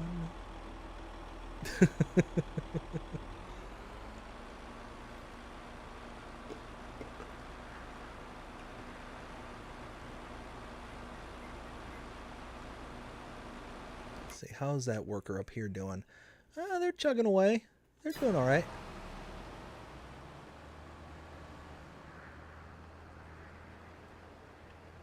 This is going to be a big contract. But I tell you what, I'm not going to make the same mistake as I made the last time I did a potato contract. That is not going to happen. Last time I did a potato contract that was this big, or a root crop contract that was this big, I ended up saving it, backing out, and then coming back in, and then I couldn't collect on the contract to be able to complete it. So no, not happening this time. I'm getting $114,000-ish. That's gonna happen. Between these two contracts here, you're talking without the leasing fees, what is that? $145,000, maybe $146,000. I'm getting that money. I'm getting paid. Let's see, where was I? Wrench Monkey, hey, how's it going? Hope you're having a fantastic night so far. Says, hey, BDD and everyone. Will says, I can curl a box blade that goes on the back of a tractor. I can also lift and move a front bucket. Whoa. Jonah LOL and why? Ken says, nice parking, BDD. Well, I thank you. I appreciate it. Bradley says, most of the workers got their license from the Cracker Jack. I don't even think they got it from there. I would struggle to think that they actually have a license in the way that some of the AI workers go. Now, in all fairness, if you saw me driving the way this game, or how I drive in this game, you'd question that I got my license in a more than reputable manner as well. And I wouldn't blame you. But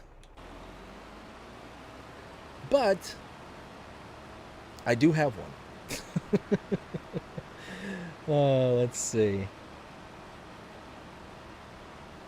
Where was I? Ken says, my money is on the train. Mine too. Mine too. Yeah. Let's see. Benji says, good evening, everyone. Benji, how you doing? Hope you're having a fantastic day so far. Will says, Benji! And Ken says, what up, Benji? Let's see. So now we're just going to be chugging along, going to be harvesting as much as we can. And, oh, man. I'm half tempted just to lease out the ridiculous version of these. I'm half tempted. I don't know. We'll see how things go. We'll see how it goes. Huh. I'm wondering why they're leaving such a big buffer here.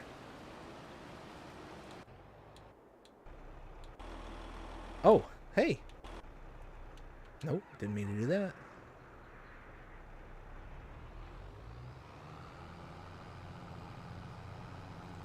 Let's see.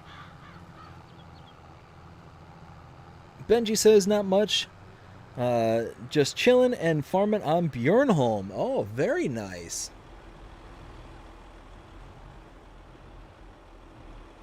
There we go. All right, so unload number 1 on the blue.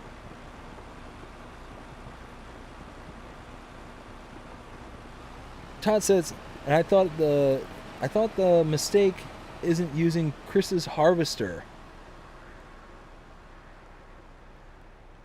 Now, see, that's what I'm saying though. Is I'm thinking about just using the ridiculous version of this just to be able to get through this. Because look at, I mean, even with 2 harvesters, this is going to take a while. Now, where are these all going? Are they going to the same location? Oh, and of course they're going to the southeast corner of the map. Of course. Well, it is what it is.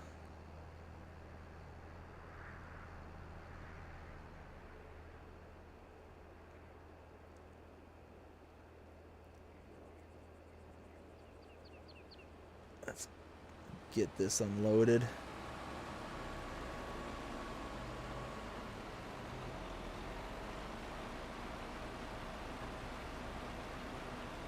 Now see, this end I can see why it's leaving a big kind of buffer over here. This I can see, but over by the road, that one doesn't. That one surprises me. I don't get that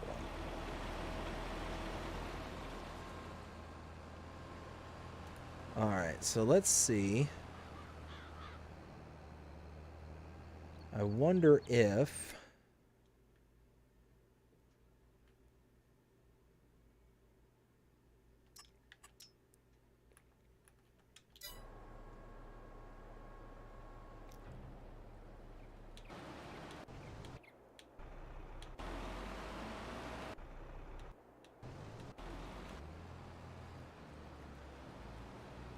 Okay. Well, it's just going to head that way. Where was I? Ken says, Dave's license came from a cereal box 100%. Yes. Like I said, if all you've ever seen me is play on Farming Simulator, you would absolutely be fair to assume that it just came from a Cracker Jack box or came from a cereal box. Any one of those things would be very, very easy to understand. But I can promise you, I do not drive like this in real life. I promise I don't. Let's see. How is that contract going? Cultivating. Oh, 98%. Okay. Yeah, all right. It's getting there. Oof. Oof. Just all that. Oof. Let's see. Jonah says, the dumbest ticket I ever got was doing 56 and a... Really? A cop pulled you over doing 1 mile an hour over? Man, that's almost like to the point to where you could literally make the argument of, you know, how do we know that his equipment's properly tuned?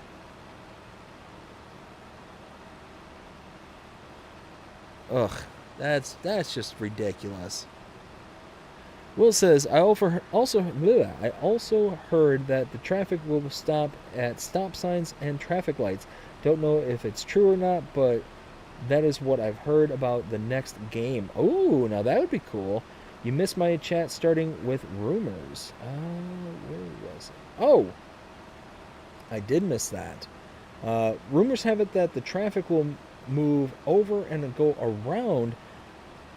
Oh, go around you while you're driving the next game. Now that would be a pretty slick feature. Oh, contract on 6 is done. Boom.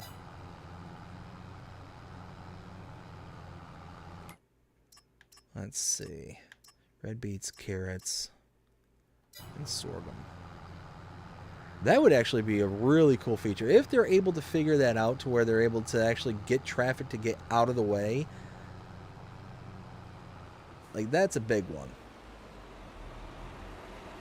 Like, I always play with traffic on just because I like, whoa, oh, ee, ooh, ah, ah, ting, tang, wallow, bing, bang, ooh, ee, ooh, ah, ah. Why? Why? What have I ever done to you? Huh?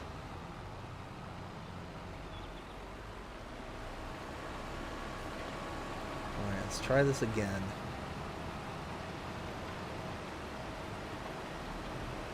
Completed their task. Well, that's good at least. They get, well, they must not have gotten clobbered by the train, so that's a bonus.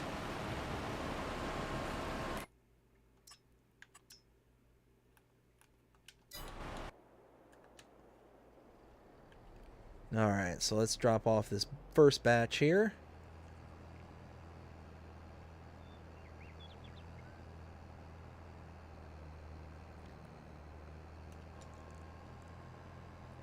So take this around the backside over here, and just like so.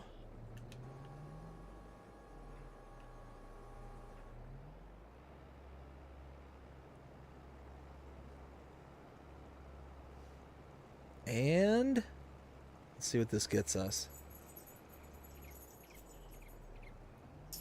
Oh, it's collecting on the first on the 38, not on 9. So that's going to be a little bit different. That's fine though.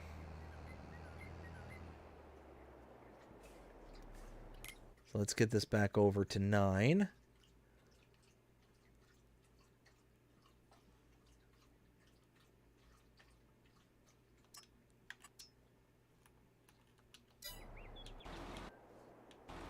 Alright, so that's going to be full. Nothing I can do about that.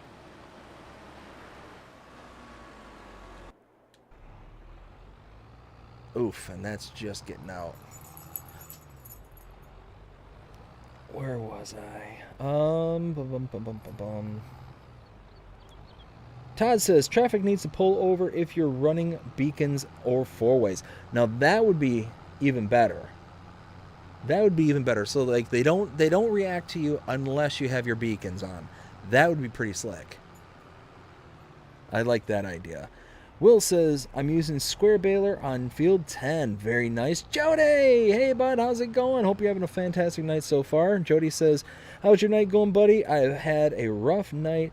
I flipped my truck over a while ago, and I'm at the hospital. I hurt my shoulder. Oh, my goodness, Jody.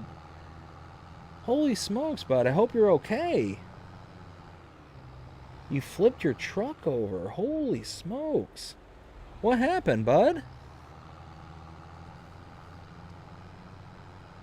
Jonas is using the round baler. Very nice. Well, Jody, man, thankfully you're like alive. Like, oh, that's... And hopefully it's just a hurt shoulder. I mean, holy smokes, dude, that's nuts. A little banged. Yeah, I could imagine. I could imagine you're a little banged up, bud. Holy smokes.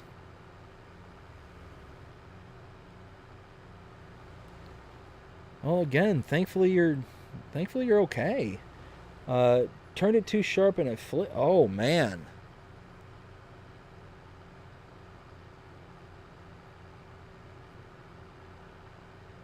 Well, thankfully nothing worse happened. Thankfully you're okay and still here with us. So we'll find whatever good we can find out of that, cuz dude, that's nuts. Oh, hey, easy. Don't be getting out of control. Oh, that's not my turn. Ah, no. Ah. Freedom. Leave me alone.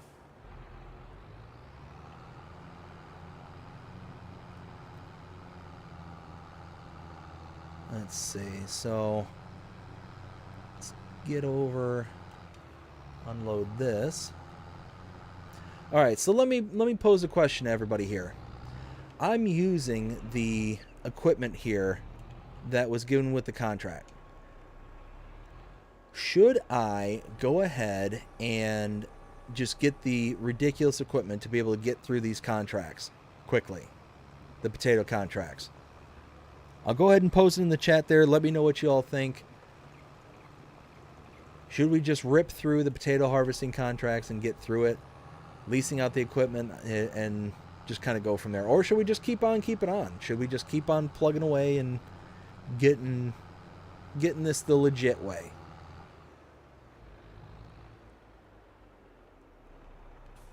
Let's see. Let's get this back there.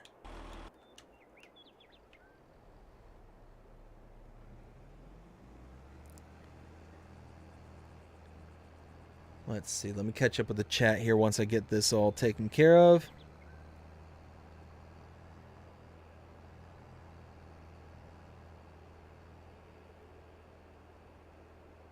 All right. Well, the blue harvester there is looking good, so that's good at least.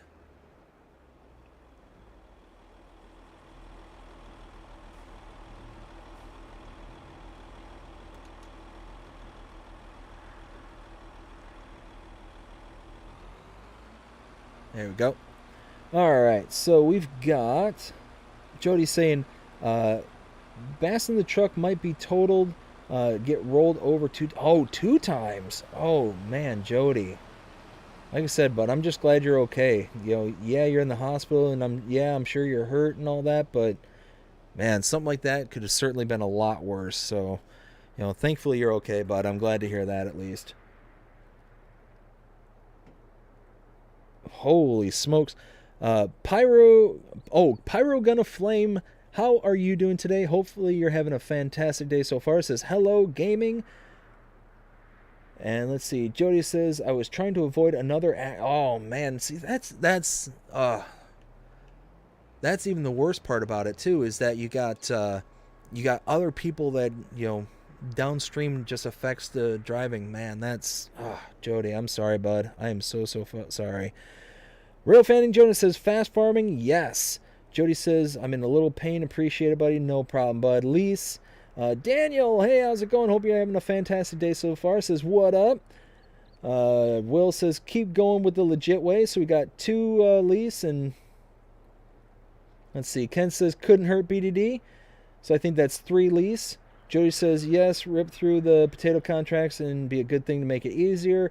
My wife and the baby say, hi, baby. I want to hear the good news about your... Oh, so that's right. You weren't here when all that happened. Sunday is the induction date. So that is the day. So we're going to be induced on Sunday. My guess is likely on on Monday. Yeah, we're going backwards in time to have the baby.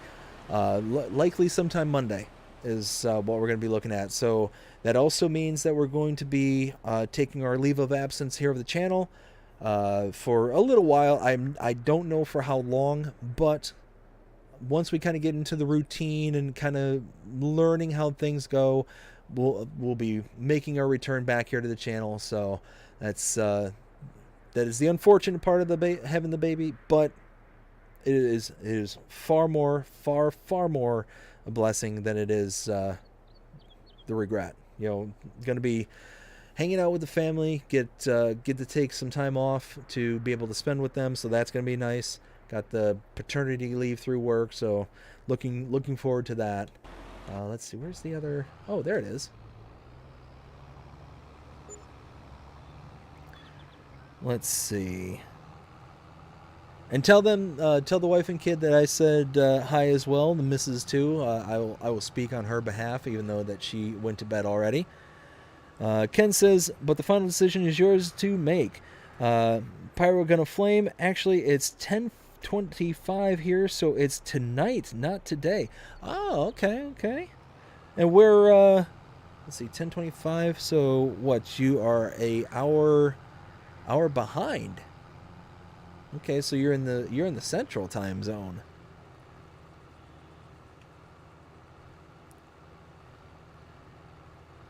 Yeah, you know what? I think we're gonna do it.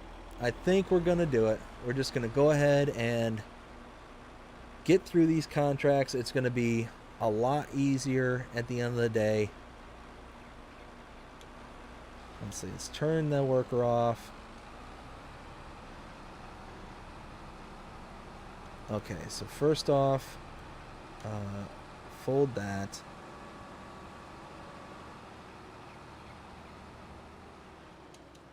Let's drop this down. Nope, drop this down.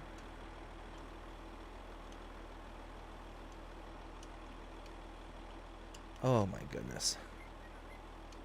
Okay. So something like that. Okay. Turn that off.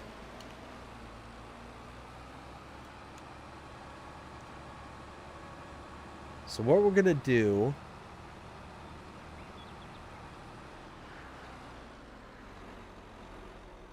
is something like this.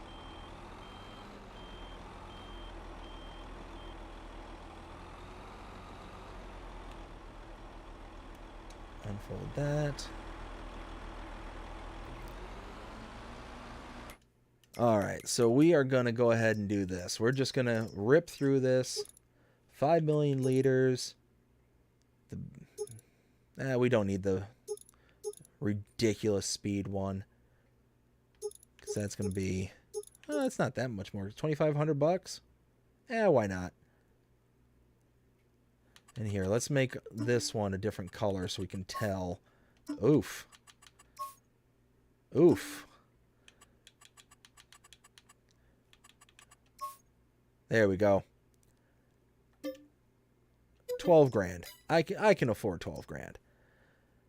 And then we want the header.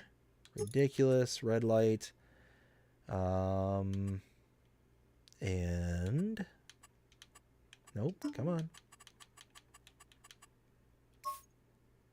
And let's see. Lease that. Okay. So I think... What if I did this? Turn that off.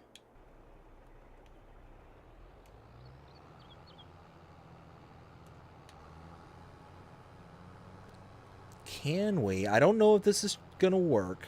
This is kind of an experiment. But I don't see why it wouldn't work.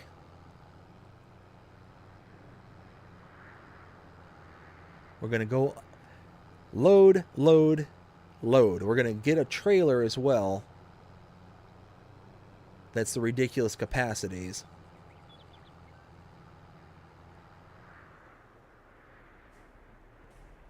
Okay. Okay, so that bore out some fruit. Let's drop that off. I can't believe that actually worked. That's funny. Alright, let me go ahead and send a worker to drive back to the shop. Something like this. I'll catch up with the chat, and then we'll get all the equipment that we need. There we go. Alright, so Jody says, congrats, buddy. Can't wait to this Sunday to hear the news. Absolutely. I will be sure that I go ahead and send out messages to the chat, or not to the chat, but to the channel, and let everybody know the good news, and you know, make sure that everybody knows everything's fine and all that stuff. So I'll be putting out on all the socials and all that stuff, so everybody's well informed and whatnot. So we've got, Jody says, your wife and the baby is more important than the channel. Will always be here when and we will too. I appreciate that. I really appreciate that. 100%. Pyro says, personally, I try to use my own gear when I can. On rare occasions, I will borrow equipment. So it's one of those, I'm the same exact way, but unfortunately, well, not even unfortunately, it's the way that we set up this particular series. All I own is a mower right now. That's all I own. So I'm leasing out as much equipment as I possibly can to be able to just kind of make things work. Whoa! I forgot how twitchy this thing is. Alright. So we're definitely going to be making some bloopers. Let's go ahead and predict this. Oh, and here comes one. Ah! I forgot how twitchy this thing is. I forgot. I just plain forgot.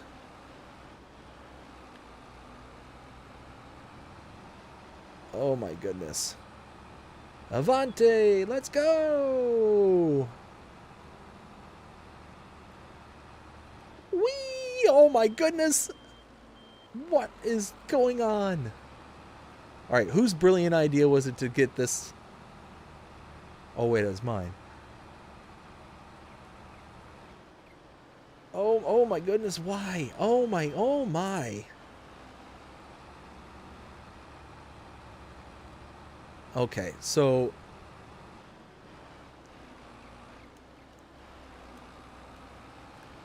okay. Oh my goodness. Nope, that's not what I meant to do.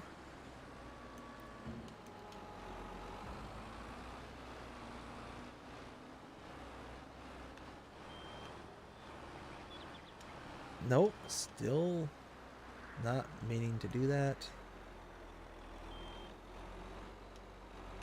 Alright, now Oh, oh, oh, wee, wee, wee. Slalom, slalom, baby. All right, now something like that. That's not what I meant to do. What am I doing?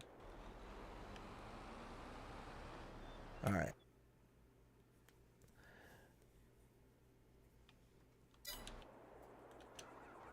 All right, now we need the trailer with the ridiculous capacity. Where was it? I went way too far. Wait, there it is. 10 million liters, why not?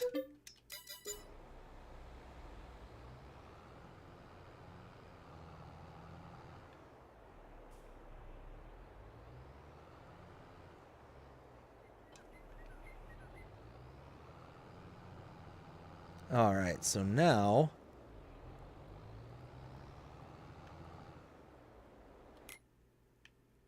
let's get this over here. We need my tractor, or my leased tractor, just temporarily.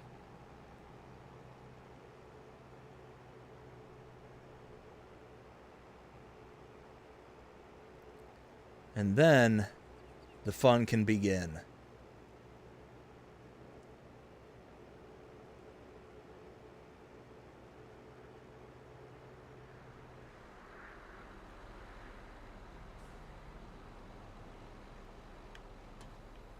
All right, something like that. Here we go. Wait, what? Are you... What? What? Oh, do I have to do 100 meters on that one too? I do, don't I? I do. Okay. You know what? If you're going to play like that...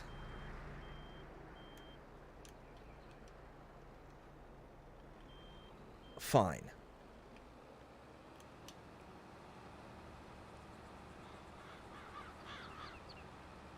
Oh, we're drifting. Oh, we're drifting. Oh, we're doing some serious drift.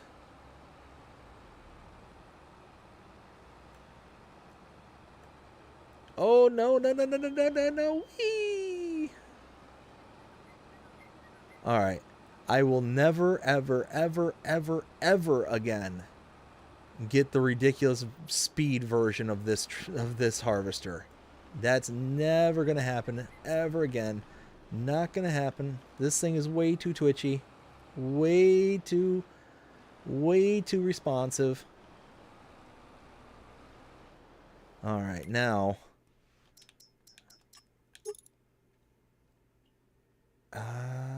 lease.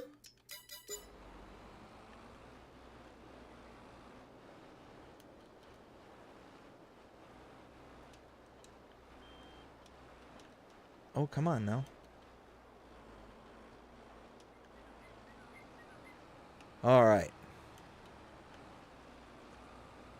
Let's try this one more time. One more. Oh, dear. Let's go.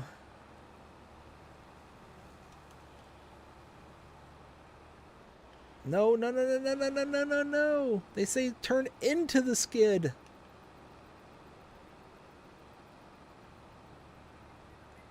Oh my goodness, what is happening?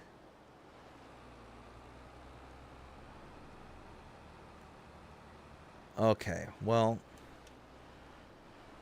now, what was that? Is that my dog? That is my dog.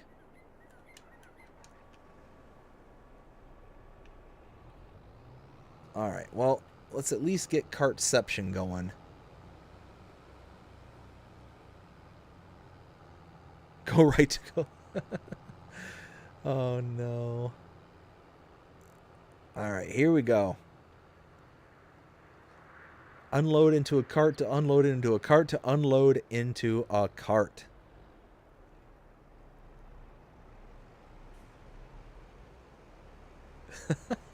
It worked.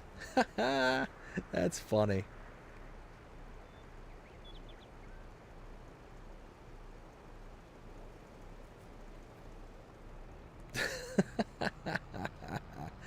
That is awesome. All right, well.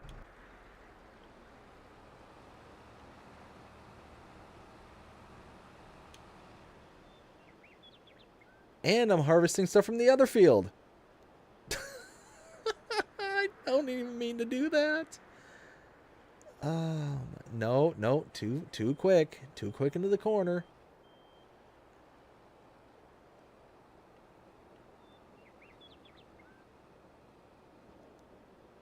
Holy smokes. This is nuts.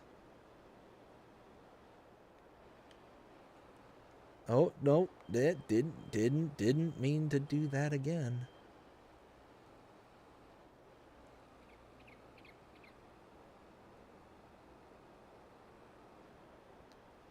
Look at that. We're just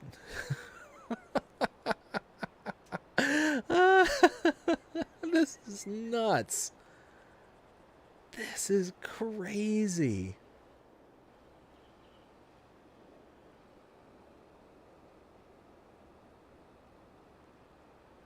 Holy smokes. Look at how much we have.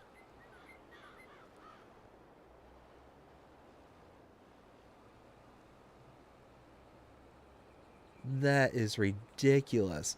And we stole some from the next field. That's funny.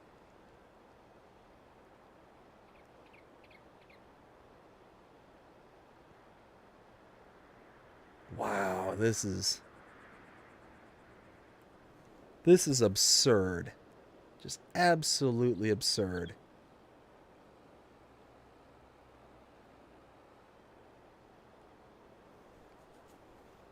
We're just doing some 100-meter harvesting at 68 miles an hour.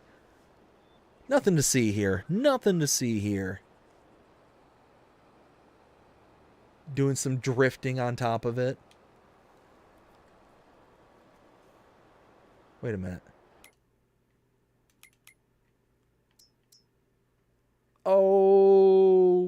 Okay.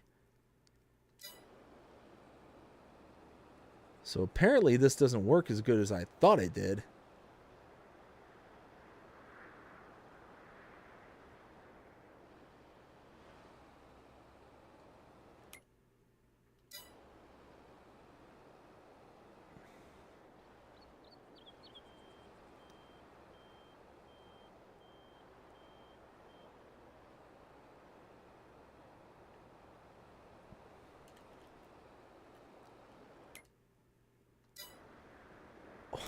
What is going on here?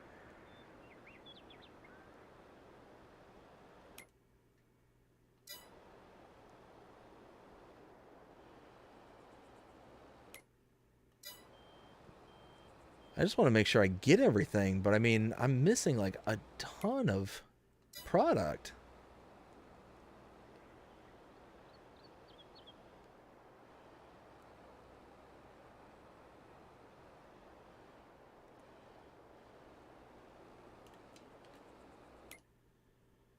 Yeah, see a big old chunk right up here.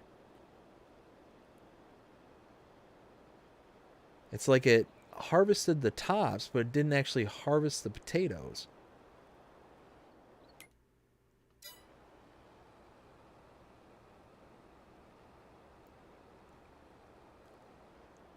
Well, I'm glad I looked at the...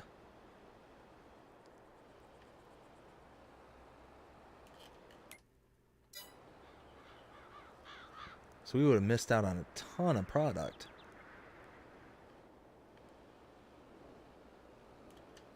Oh, missed a little bit back here. Whoa, whoa.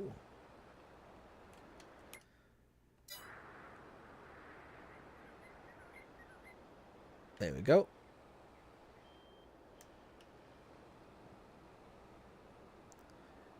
Never thought I'd see the day when, you know, several ton vehicle just doing massive amounts of drifting. And now that should be everything.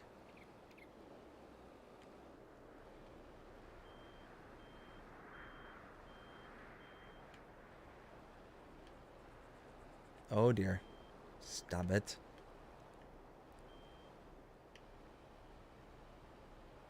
Holy smokes, that's nuts. Alright, let's fold that away.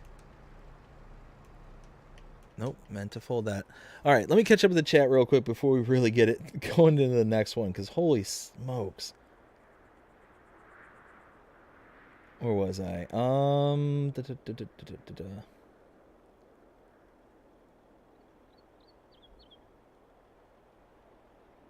Okay, here we go. So Ken says that will be Monday for me because BDD day behind. Yes, you live in the future, Ken. 100% live in the future. Now, the only thing that we've got to get under control here, Ken, is you need to be able to relay back to me what the lotto numbers are. 'Cause you live in the future there, so you should be able to tell me what the... I can't even keep going with that. Jonah says, does anyone know a map that's good just for cutting grass? Oh, so looking for one kind of like, what's that one that they just put an update out a few weeks ago? That one has tons of grass. Oh goodness. Purebeck 22. That's a good one for grass. That has tons of grass fields on it. But the one I'm thinking of, I remember the map because it had a big fence in the middle of a road, and it was an error that they had to fix, and they did fix it, but it was just what I remembered about it. Is what really stood out to that map. All right, and this one's all the way down here. So, all right, well, let's try and do this, I guess, with this massive bit of equipment. Oh dear, oh dear. Let's go. Pick up the pace. Let's go. Oh no. Okay, so far so good. Whee!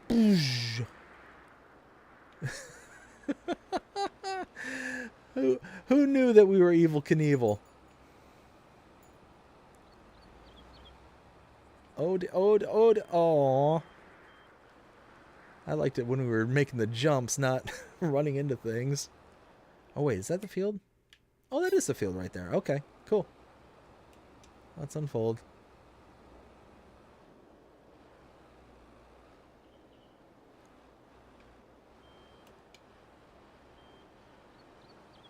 What do you mean I don't have access to this land? Liar.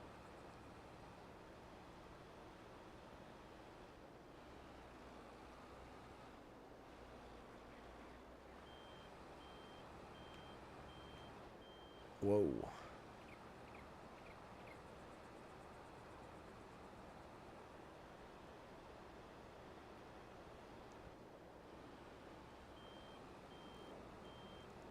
Man, I cannot believe just how much product that you actually get with potatoes. Potatoes, just not even potatoes, just root crops in general are just absolutely nuts. The sheer amount of product that you get.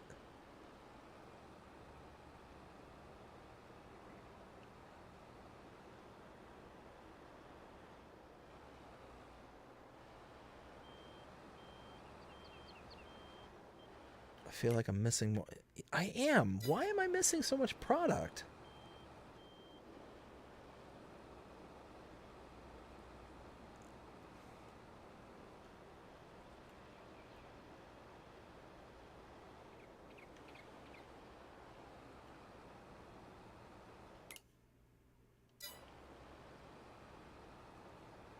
Oh dear. Oh, stop it.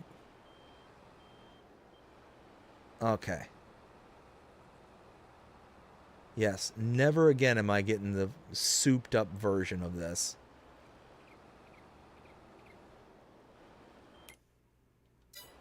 Like, I'll get the capacity, I'll get the working width, I'll get all that, but I'm not going to get this behemoth of a speed demon. Like, that just is nuts.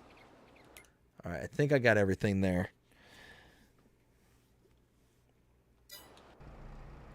Now,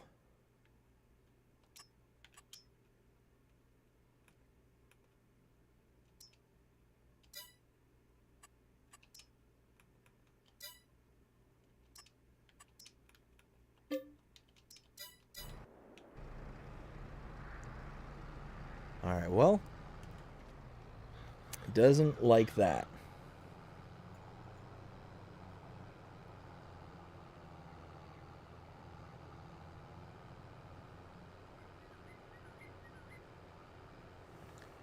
So let's get this over there.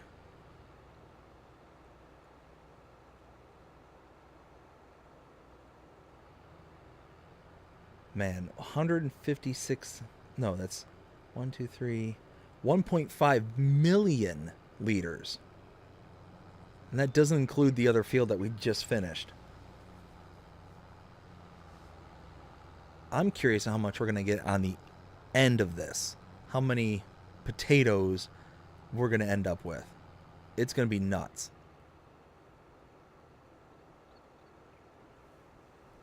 I'm almost going to have to install some kind of silo just because of the potatoes. Because right now we're just storing them on the ground. I can only imagine trying to take whatever remnants we get from this and just doing something with it. Oh no! You driver.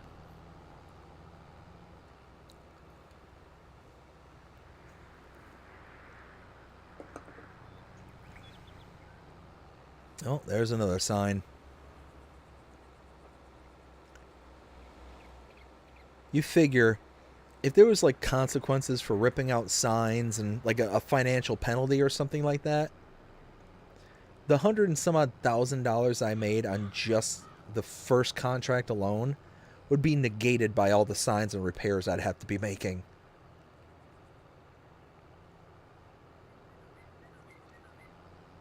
All right, so we are unloading now.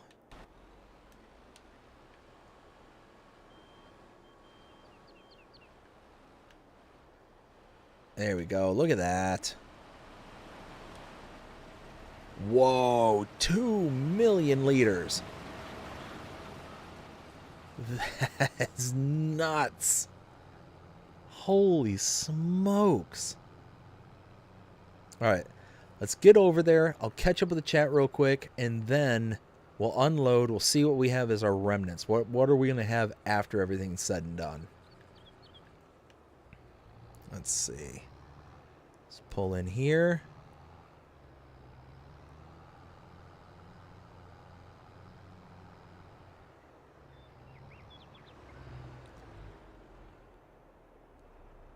Okay. This is where we need to be. So where? Oh, where?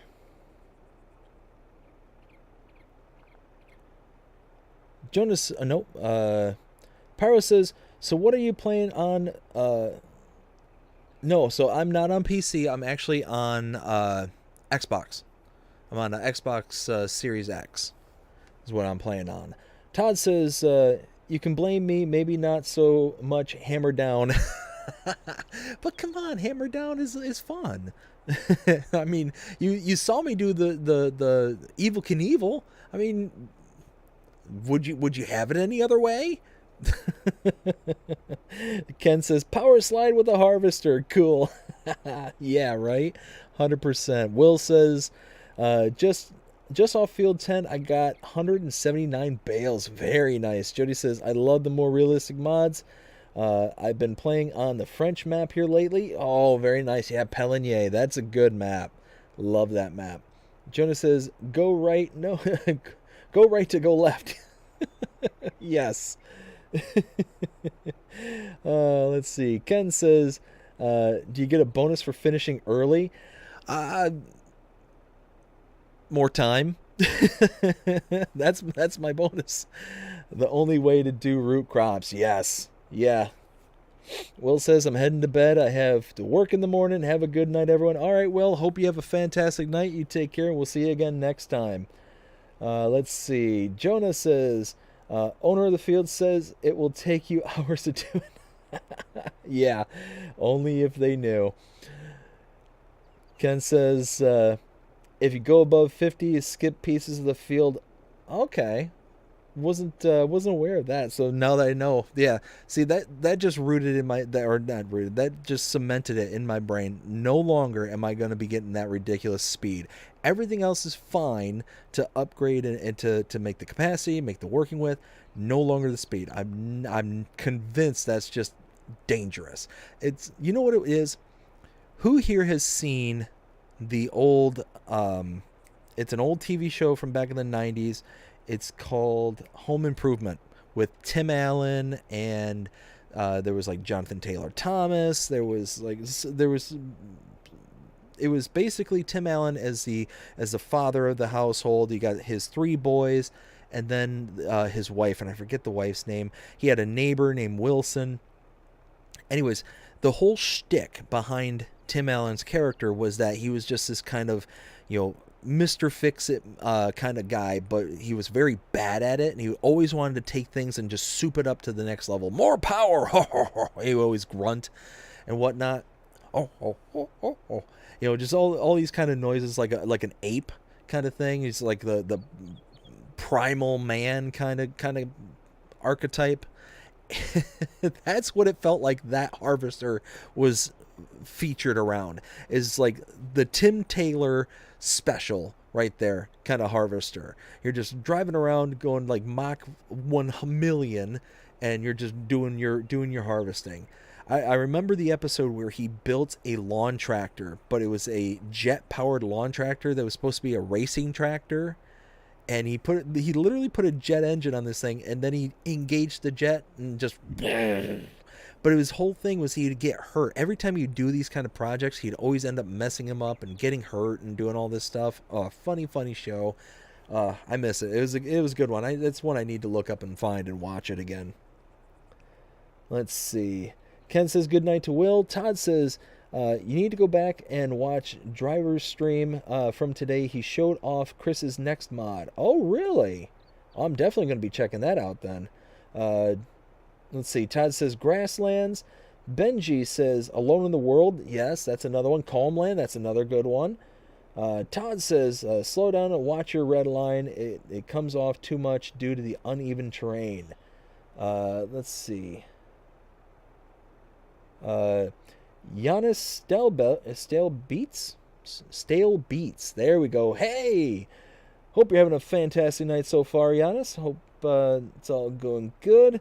Let's see. Todd says, more power, R. Yes. Tim Allen, one of my favorite actors. Last Man Standing was awesome. Yeah. So basically, Last Man Standing was the kind of flip side of the Home Improvement series. So in Home Improvement, he had 3 boys. He had, the wife and all that. But in Last Man Standing, he had 3 girls and, the wife and all that stuff. Like, it was a very much kind of a copy and paste. It was so much so that they were actually able to bring in a lot of the old cast from Home Improvement. Like the sons, I think each one of the sons was in a couple of episodes. The wife was in an episode or 2. Yeah, they did a fantastic job on that one. It was hilarious. Let's see. Ken says, love that show, Home Improvement. Yes, such a good show. Let's see. Jody says Eastbound and Down. Not familiar with that one. All right, so we are caught up with the chat. So now let's go ahead and unload. But we've got to be... Oh my goodness, that goes by fast.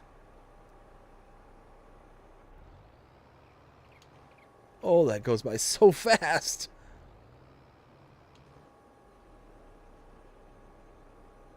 Whoa. Did I seriously just complete that without selling off a single potato? Did I seriously just do that? Holy smokes, I did. I just timed that so perfectly that I didn't sell off a single tater. That's awesome. 224,000 liters is what I have left over. That is nuts. That is absolutely nuts. 224,000 liters. I mean, since I got that equipment, I might as well take on the other contracts.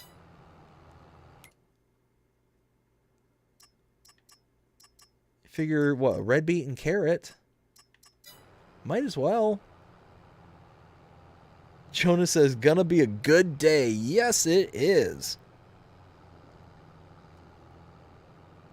When you can time the offload on this thing, like, to the, I mean, practically to the nanosecond, to where, wait.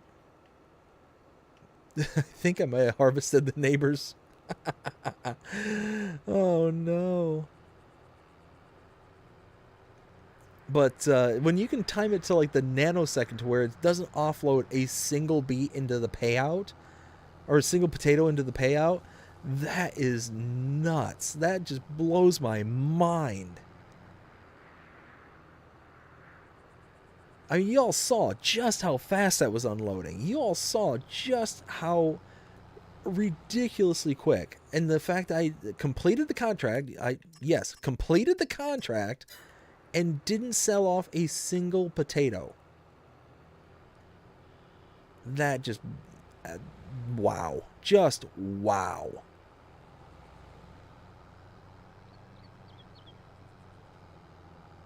I can't. I'm sorry. I'm just blown away by that. Like, I've done that. I've done that before with other contracts and whatnot, but that's like the slower speeds and all that stuff, and I'm kind of trying to anticipate in my head how much, to leave back and all that. But this one I had no idea, because I already delivered some of the product, and it was combining two separate contracts into one. So to have that kind of final payout kind of thing, I was expecting to have, something, especially how fast it was dumping out. And then all of a sudden, nope, not a single dime from the payout, and we have 224,000 liters of potatoes as a leftover byproduct. Like, holy smokes.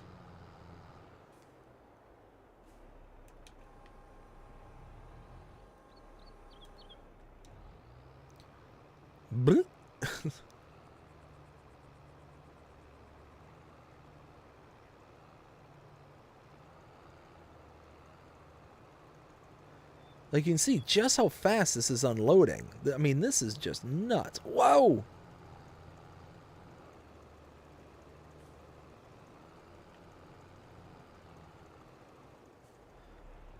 Holy smokes. Look at that. That's a lot of taters. Alright, well, boop, boop.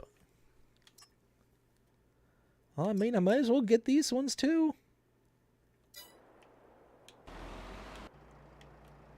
I am going to need my equipment, my tractor, though. Holy smokes. Ken says, Eastbound and Down is from Smokey and the Bandit. Oh, yeah, that's right. I forgot about that. Wow, that's one I haven't seen in years. Years.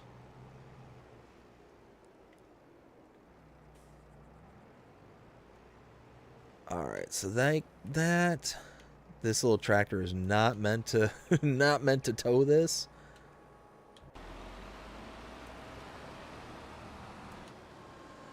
Alright, so I mean, might as well red beets.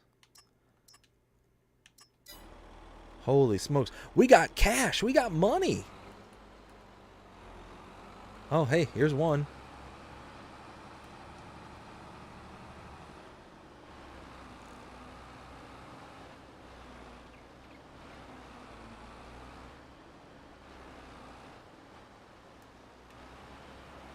Oh, wait.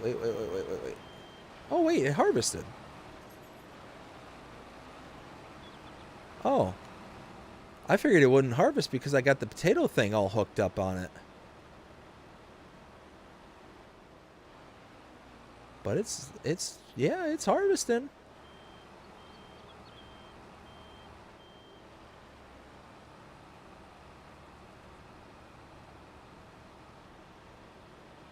Zoom, zoom, zoom.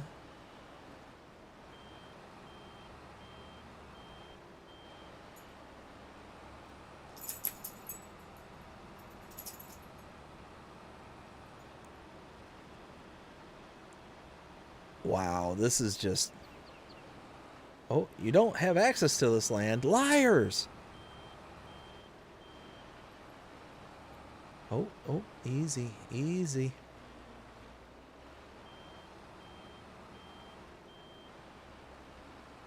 There we go.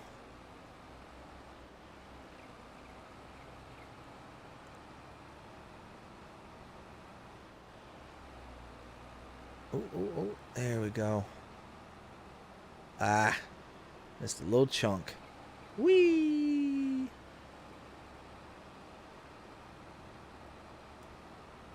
And zip, all done. Yeah, 80%, that's done. Let's see, so we got... Let's see, Jody says Smokey and the Bandit. Jonah says, you mean... Oh, potato, French fries? Yes, yeah, we could do French fries. Nubia, hey, how's it going? Hope you're having a fantastic morning so far. It says good morning. Jonah says, go from Atlanta to Texarkana, pick up 400 cases of Coors beer, bring it back to Atlanta in 28 hours. Whew! We got ultra fast farming. Yeah, that sounds like ultra fast beer getting. All right, now where was I going with this? This is going into town. Oof. All right, well, seeing that we can go at 200 miles an hour, might as well use the thing that can get us there faster. Oh dear, oh dear, oh dearie dear. Oh, don't mind me, just going 198 miles an hour. Whee! Oh. Well, at least we landed on our tires.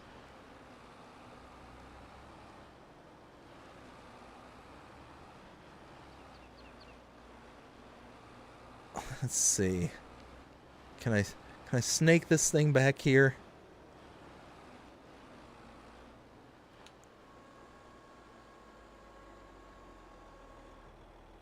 Let's see. So, Jonah says, well, I got work in the morning, so I got to go off to bed. Jonah, I hope you have yourself a fantastic night. Oh, and we made 17 grand. All 16. Hope you have yourself a fantastic night. We'll see you again next time. You take care. Well, at least I can get here in and out. That's good. All right, now let's go harvest the next one. Holy smokes, this is nuts. Yeah, we were only going like like 114, 15, 16 miles an hour when we just launched ourselves over a hill. Oh, you know, no big deal. No bigsies. Whoa.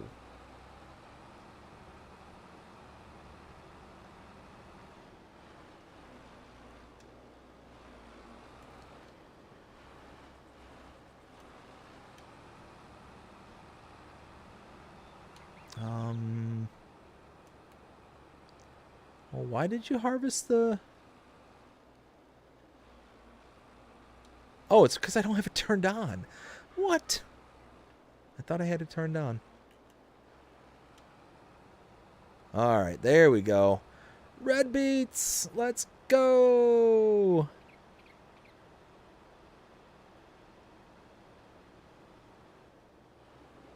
So, do you think that the harvester, when it flew around like that, would that technically be a UFO? I mean, technically not, because we clearly identified it. Just shouldn't be doing what it's doing.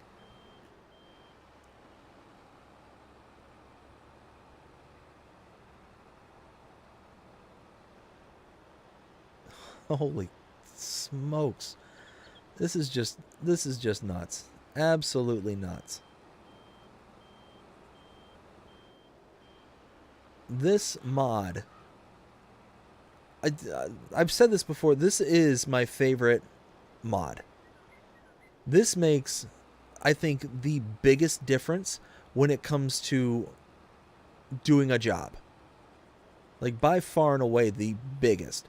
So, everybody knows root crops, if you're going with the standard stuff, takes forever. It can take hours upon hours upon hours upon hours of work just to get the smallest bit of payout. But let's go this way. But yeah, it can take hours just to get the smallest little bit of payout. But this machine here can take a job that would take you hours and turn it into minutes, literal minutes. And it works for so many different things besides root crops. It works for cotton, it works for sugarcane. I think poplars as well, maybe. That's just a guess on that last one. But either way, regardless, like, this thing is ridiculous. This thing helps out in such a magnificent way that I can't think of another mod that even comes close to being able to speed up the process and the workflow to such a degree. Because look at that. We're done. We're all done with all the root crops. And we have, I mean, we still have time to do another contract. I mean, that's insane. That is just insane. Let's go ahead and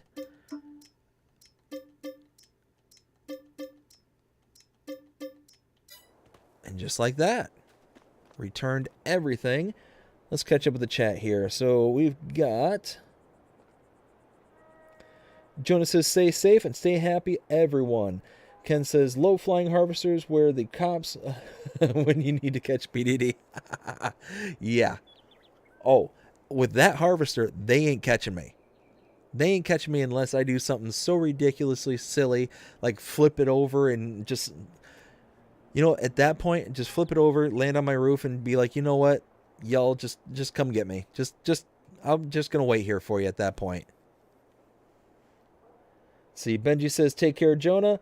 Nubia says, just discovered Farming Sim 22 a couple of days ago and love it. Nubia, that is fantastic. This is a fantastic game. One of the things I always say that makes this game so great is that it's literally whatever you want it to be and however you want it to be. Here, let's go ahead and borrow this equipment here. And what I mean by that is that if you want to play fast farming like we just did there, you can do it. If you want to do realistic farming, like ultra realistic, you can do it. If you want somewhere in between, do that too. It's fantastic. You can literally set this up however you want to play. And yeah, it's honestly, you get to just kind of kick back, relax, and just take it slow. Be calm, be like, it's not like a typical game where you have to, you know, get from point A to point B and have to make that progression. You want to make progression, obviously, in this, but it's not to a point to where you have to sit there and get so stressed out about it. You can actually just kick back and relax and like, you know what, I'm going to have fun and, you know, just take my time kind of thing. I can get what I want to get done when I want to get it done.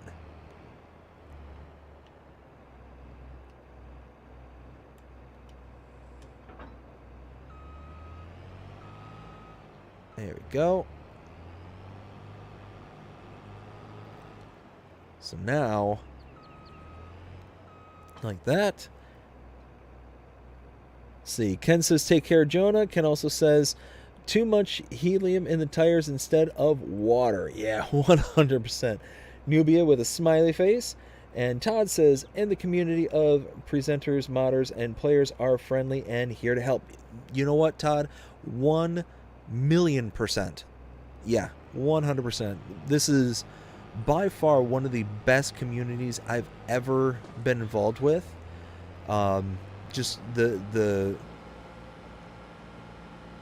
people is what makes this place special. 100%. You know, like I said, the game itself, fantastic. The mod hub and being able to add to the game with no cost, fantastic. But it's the people. The people who are a part of the community, yeah, that just kicks it up to such a next degree higher level. Let's see, so I need to turn here and then make a left at the first turn I can. Nubia says nice. So yeah, Nubia, welcome to the channel. Welcome to BDD Gaming.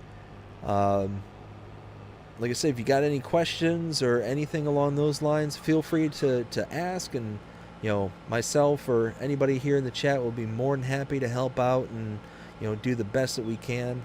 You know, hope that you really enjoy it here. Hope you enjoy Farming Simulator 22. It is an absolute blast.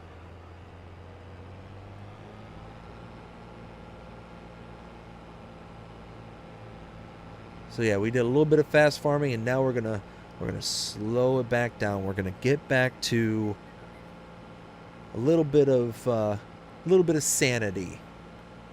We were going like Mach 20 there for a little while. Well, now we're gonna be returning to our roots.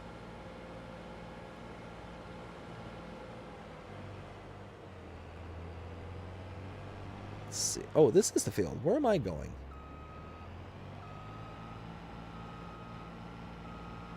You know what? Let's pull over right about here.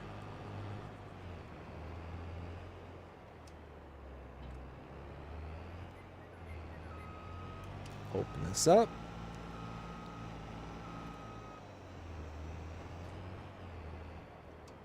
Yeah, there we go. Oh, you know what? Something just dawned on me. Nope, that's not what I looked for. Oh, this does take sorghum. Okay. Sorghum, wheat, sunflower, and sugar beets. Okay. Well, we got more than enough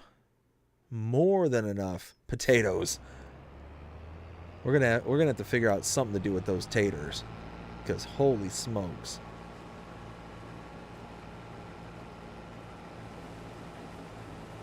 Oh, you know, when you got hundreds of thousands of liters of taters just sitting around, just taking up space.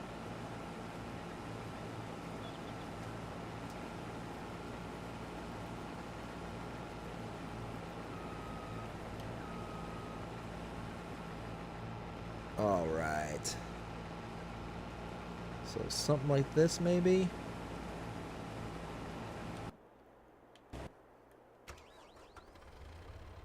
Oh, there's electrical poles right in the middle of the... Right in the middle. Well... Oh well, not a big deal.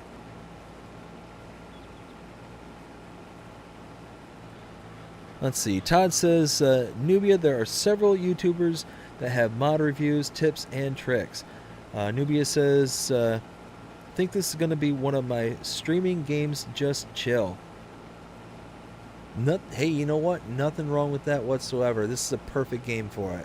Just being able, like I said, just being able to kick back, relax, take a breath. You know, because I used to be a big fan of NHL games. You know, being able the EA NHL games, and I could tell just the vast difference of when I started playing this versus when I was playing the NHL games. Like I would get, you know, I'd get upset, get bent out of shape, and I would always get like high strung after playing those kind of games. It's not even just those kind of games. You know, I played all sorts of type of games before this, and I would always get that kind of same feeling. It's like, oh, I gotta make I gotta progress. I gotta make it to the next level. I gotta get the next goal. I gotta get this. I gotta get that. And it's like always that competition and always trying to strive and get better, you know, whatever. But this one is just kind of, you know, slow down, figure things out, what's the next step and what's the next link in the chain, so on and so forth, to be able to get, you know, to that bigger and better state. You know, and oftentimes all you really have to worry about sometimes is just doing some contracts, and the contracts there, you're just going to earn some money, be able to kind of, you know, to further progress. You know, and like I said, you can do it in however many ways you want to do it. I mean, that's the fantastic thing is, like I said, we just flew through, what, 4 or 5 contracts? Yeah, like 4 or 5 contracts. Each one of those contracts, had we done them the normal way, would have taken hours. Each individual contract would have probably taken 3 to... That, actually, let me take that back. That first contract we got, Field 9, probably would have taken like 5 to 6 hours just doing it normal. That's my guess, because it's a massive field, and yeah, it would have been an absolute nightmare. And I was already kind of going about it at a kind of cheaty sort of way, you know, where I was using contract equipment from 2 separate contracts to kind of split the field into different sections. So I was harvesting faster, but didn't have any like real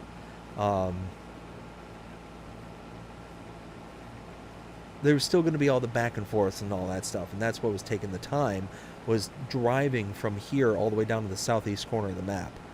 But now we're at a point to where we moved on. We got hundreds of thousands of dollars for those 4 or 5 contracts, and now we're working on this contract to be able to kind of round out the night. So all in all, yeah, we're doing pretty good. We're doing all right. See, Ken says, don't let those potatoes rot, otherwise it might call them the channel Rotten Potatoes. Oh, nice. That was a good one. That was a good one. Let's see.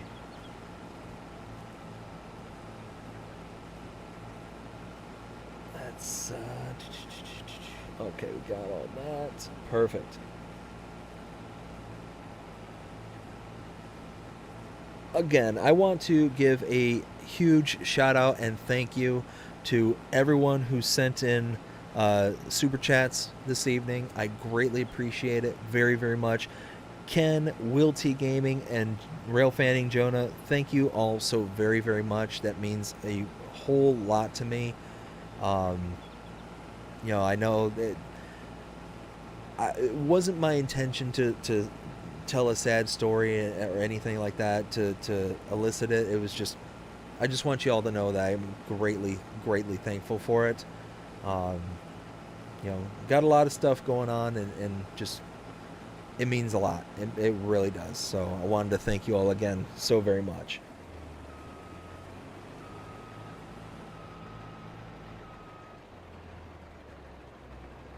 All right, so we got the worker chugging along. Let's get... Where am I taking this to? Oh, that's going... Oh, that's the... I think that's the transport company. I'm pretty sure that's the transport company up there in the... Where it's having me take this to.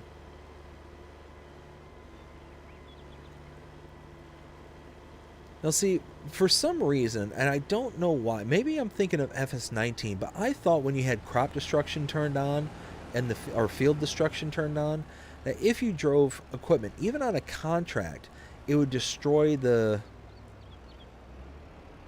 product. I thought that was the case. But I could be thinking of FS19. Am I wrong about that? Because, like, obviously I'm not destroying it, but I do have crop destruction turned on.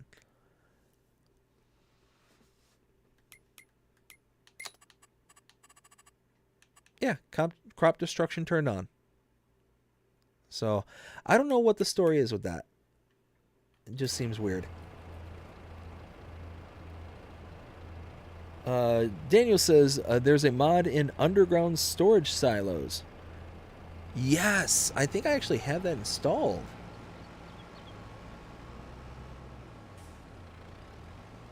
Let's go ahead and check that out, because I'm pretty sure I do have the underground silos. That's actually not a bad idea. Let's see, silos. I do have these make it yourself silos. I also have these. I got these little bunkers. Got the silage bunkers. We got, yeah, here's one for potatoes.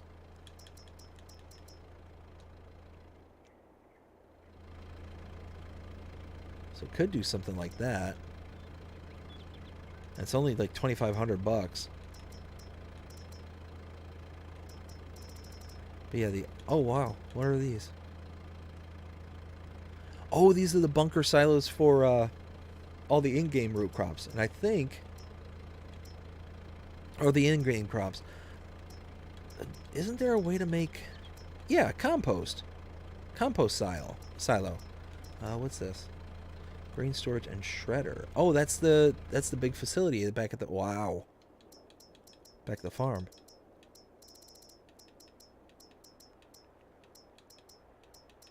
Huh, for some reason I thought they had a bunker silo for compost. Compost silo. Anyways, underground is over this way, I think.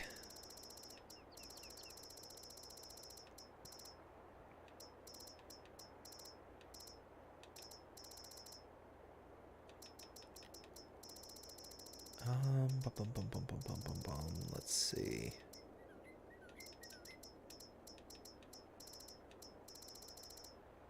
Yeah, here we go.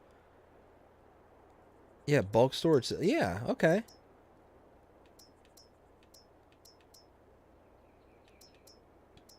And then they have the liquids, too.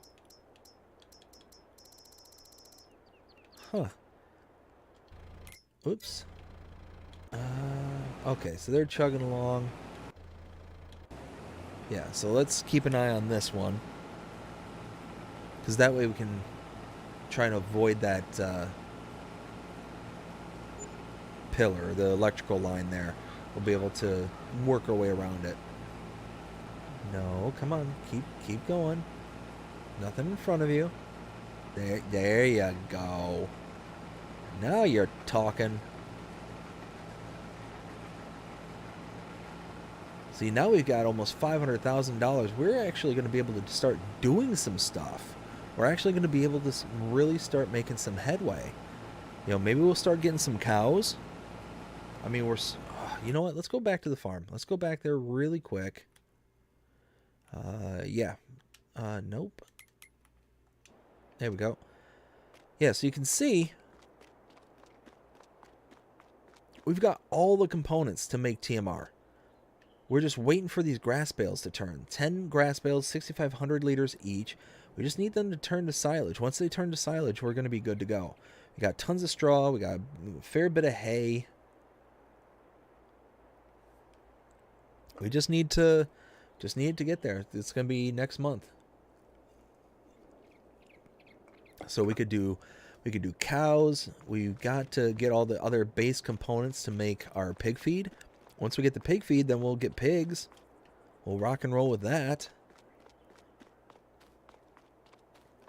I should use these bunker silos for something. Like actually getting them up and running. Let's see. We got, yeah, here's the cows right here. Here's one of them. Room for 200. Let's see, where's this one?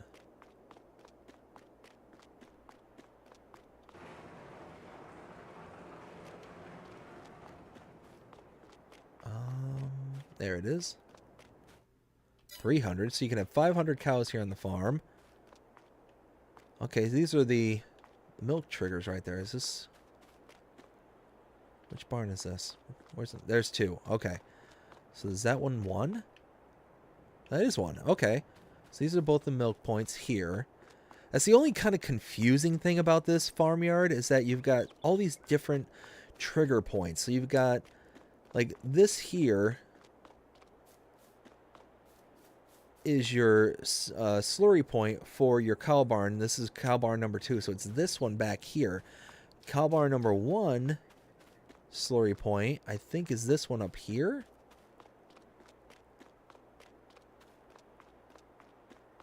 Yeah, see, here's number 1, and there's number 3 for your pigs. How much room do we have for pigs? 300. Okay.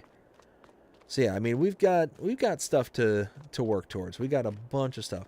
And this is your big old manure clamp. This I'm really looking forward to, is getting all the various animals in here and just seeing how much manure we can start producing. Like, that's going to be fun. That's going to be a load of fun. Daniel says, underground storage with liquids 5, is that 5 billion liters? Holy smokes. That's a lot of storage. Let's see. So, what do we got here in silo?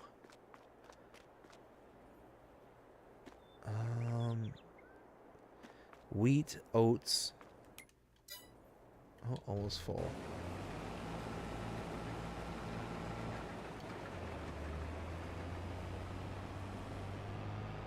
And here, let's do this.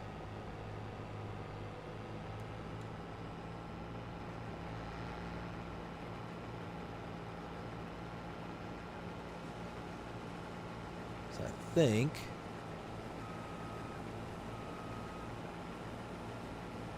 if we come back around like so, oops.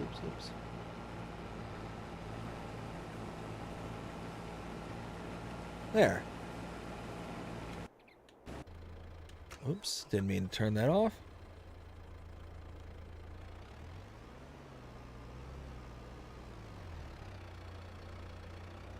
So yeah, we're gonna go ahead and unload again.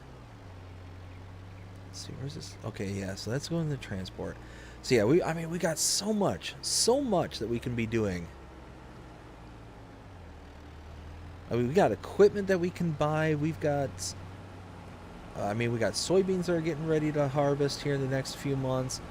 Yeah, I mean, we're going to have to come up with a harvester to be able to do that with. Either we're going to lease it, probably just going to lease it.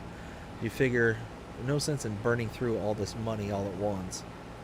We need to build up. We need to, be slow, methodical, and make sure that we're doing this right.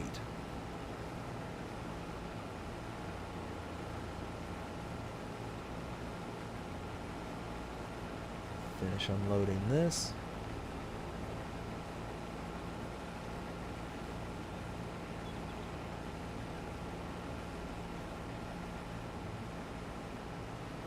There we go.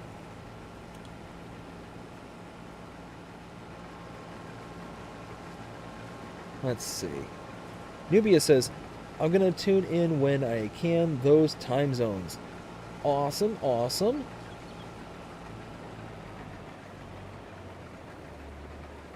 So yeah, once we get this done, let's see which... Okay, so it looks like maybe next month is when the soybeans are going to be ready to harvest. Is that right?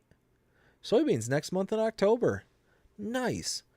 So yeah, we'll have soybeans to harvest. We'll have, I think the grass field. Wait, what? What?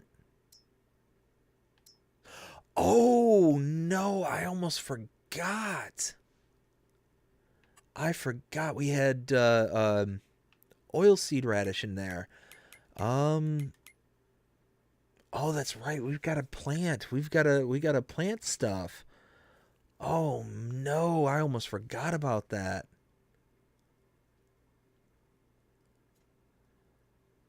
That's right, because we were gonna plant some wheat or barley in there, so that way we could. That's right. Okay. Oh, wow. I'm glad I did that. Actually, barley. That's what we need. So we need to plant barley. And wait. Oh, we could do one barley and one canola. If we did one barley and one canola, that gives us all the base components for the pig feed recipe with the exception of corn. That'll be the only thing that we'll be missing.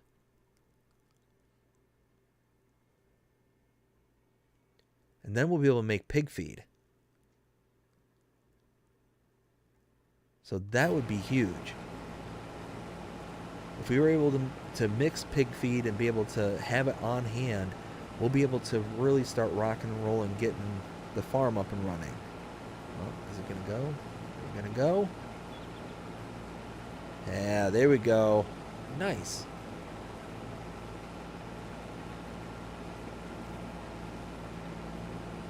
So yeah, I mean, we're making progress. I'll be honest with you. I was not expecting getting this far. I wasn't going to even suggest using the other equipment, but after seeing just how large that field was, I'm kind of glad that we did. I'm kind of glad that we, tagged that in and just. What are you doing?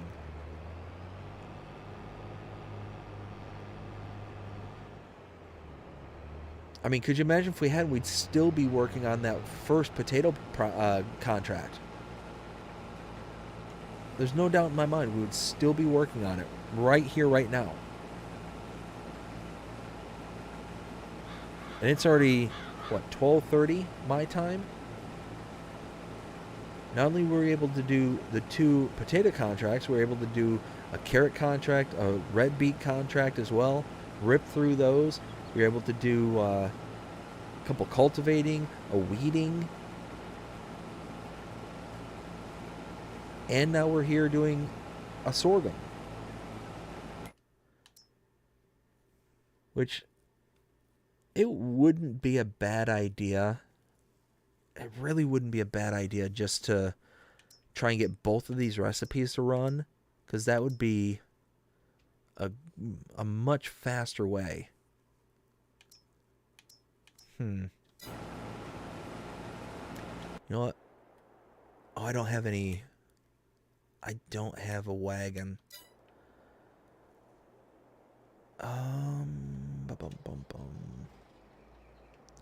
Look at all them taters. That's a lot of taters. Holy smokes.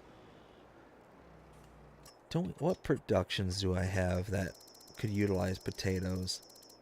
I know there's the premium expansion here that does something with potatoes. Oh, we got the ones that make potato chips. Could do something with that.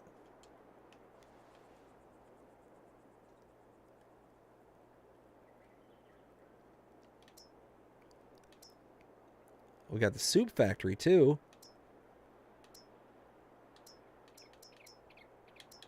Huh. Soup.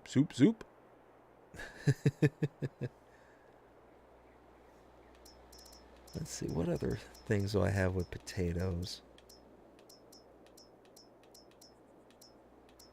Potatoes. Gotta figure out something.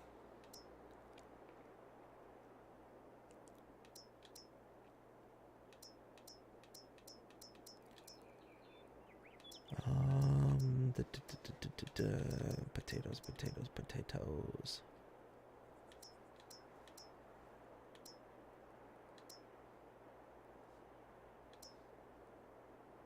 Carpathian Countryside, what's this? Alright, fruit and vegetable processing. Don't have anything for that. Farm productions? Does this use anything with potatoes?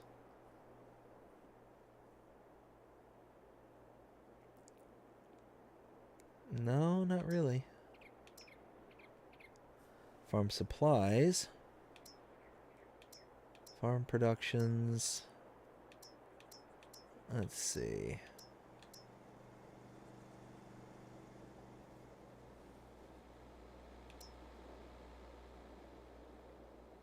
Modernized flour mill, fuel refill.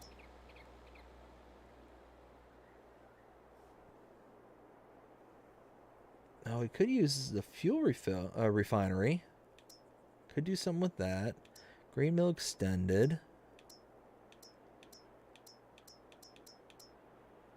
Bum, bum, bum, bum, bum. Yeah, you know what? I will look into this later. I'll figure that out on my own time.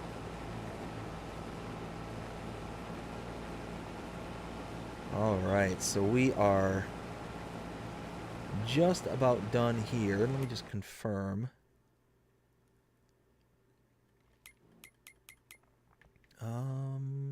We're down here. Oh yeah, look at that. Nice and clean.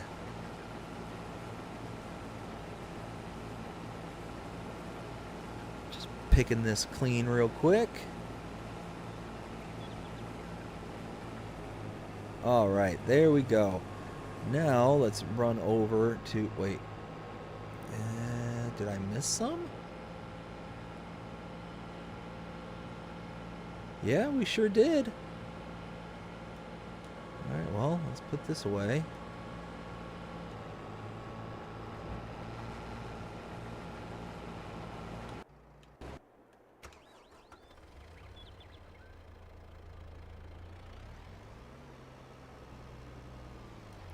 Let's see, so I'll just go ahead and empty out what I can and then deliver what I have to.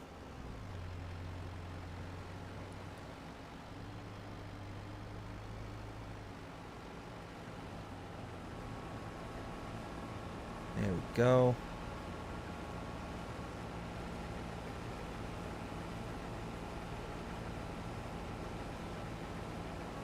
Excellent, excellent. Okay. So now let's go ahead and head up to the sell point. We'll dump this out. And then we should come back, have a little bit left over, and be good to go from there. Yep, they finished their task. Perfect.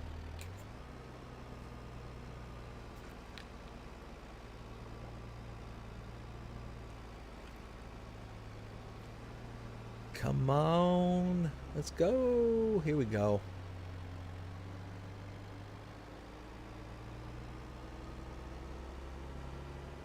I don't think I've ever taken anything to this transport company just yet. This is going to be the first time using this sale point.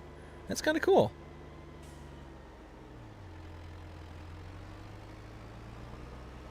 Looking forward to trying something new.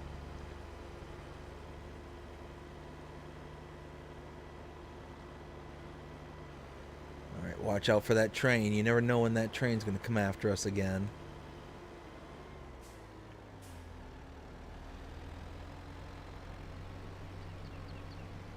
Whether it's Jasper on that train or not, doesn't matter. Doesn't matter who's on that train. It's just that train always comes after us.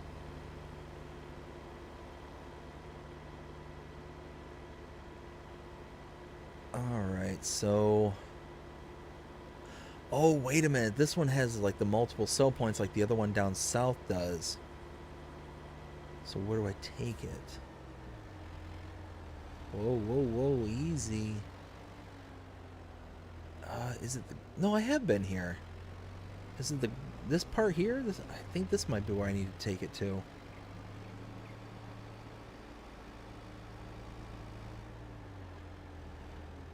Oof. Just ran over those cones.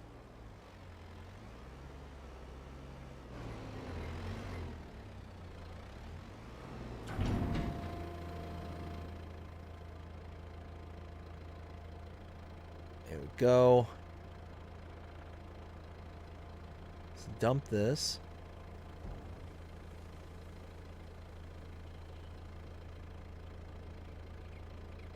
80%. Perfect. All right, let's go get the rest, and then we'll be good.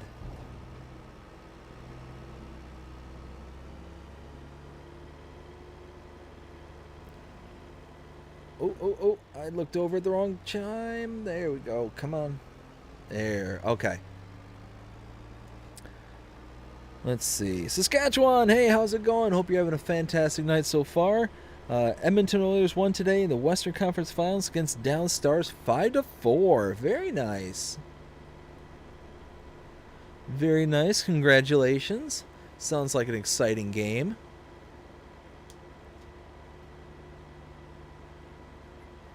Last game is on Friday in Dallas. If Edmonton, they go to the Stanley Cup Finals. Very nice. Well, we'll see how they do.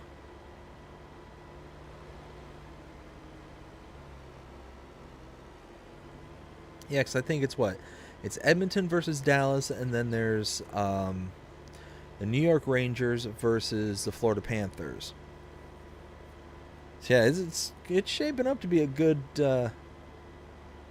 cup. No matter which one of those four teams gets in, it's going to be a good series.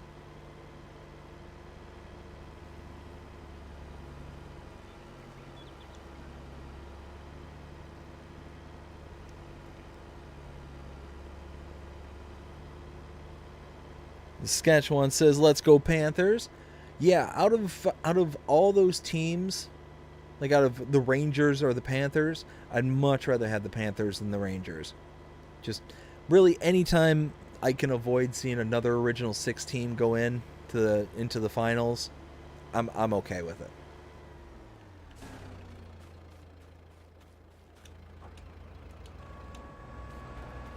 There we go.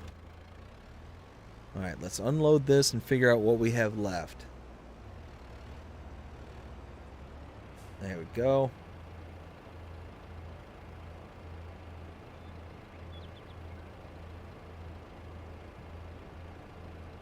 So what do we got?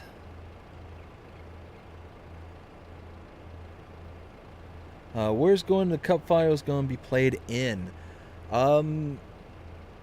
I think they play. Don't they play like 2-2 for the first four? They just switch off. There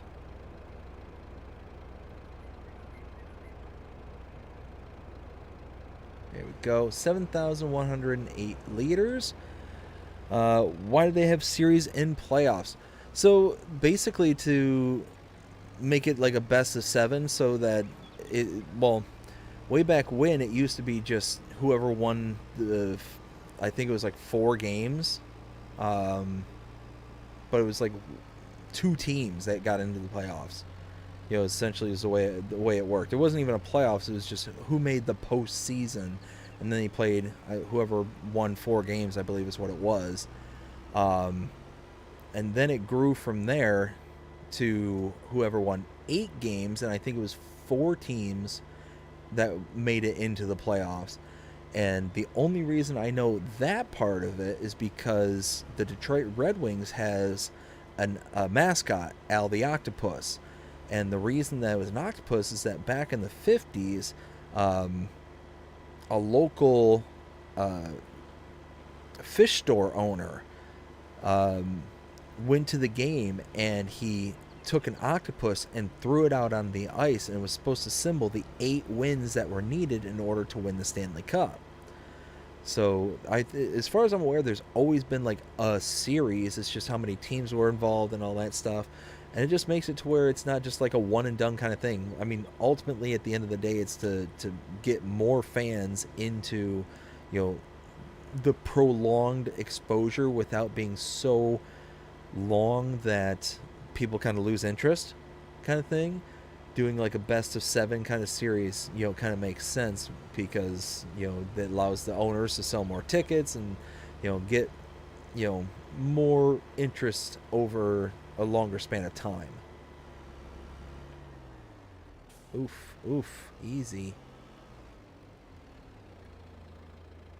All right, so I need to pay attention here.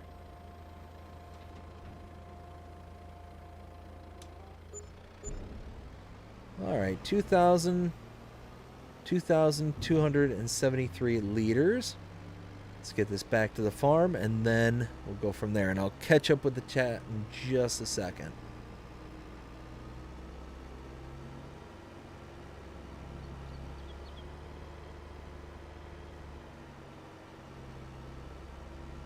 So yeah, one thing we got to do is we got to plant. We got to... So we might do one canola, and we might do one barley. I think that'll kind of be a good way to go about it. Then we'll get a little bit of straw out of the deal as well. So I think that'll work out just fine. But if we do barley and canola, then we'll have two more components to the pig feed. And if we can get both of those recipes going at the same time, we can then produce a whole mess of pig feed.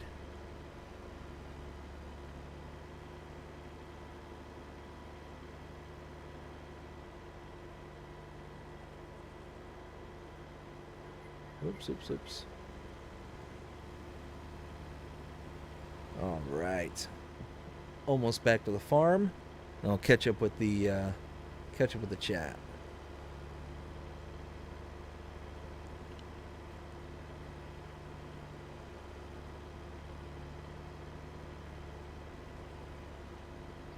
Yeah, I mean, wow, we got so much done today.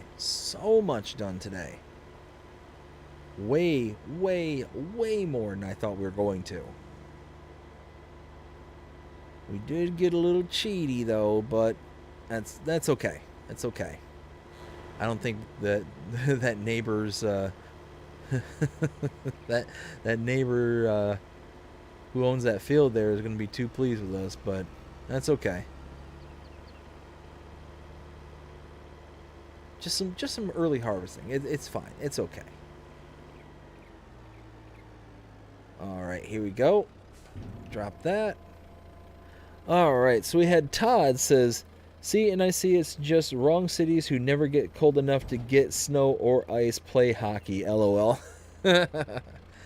Well, yeah, you figure 2 out of the 4 are southern cities. You got the Dallas Stars and you got the Florida Panthers. But then you got the other 2 that are the northern states that have the New York Rangers and the Edmonton Oilers. So, yeah, half the teams are represented by non-hockey traditional sectors. Bam. There we go. Look at that. Almost $500,000. Saskatchewan says, well, I'm heading out. It's 11 p.m. here. Going to air show in Alberta and camping too. There's no series in the CFL and NFL. No, so they don't have like series per se, but they do have they don't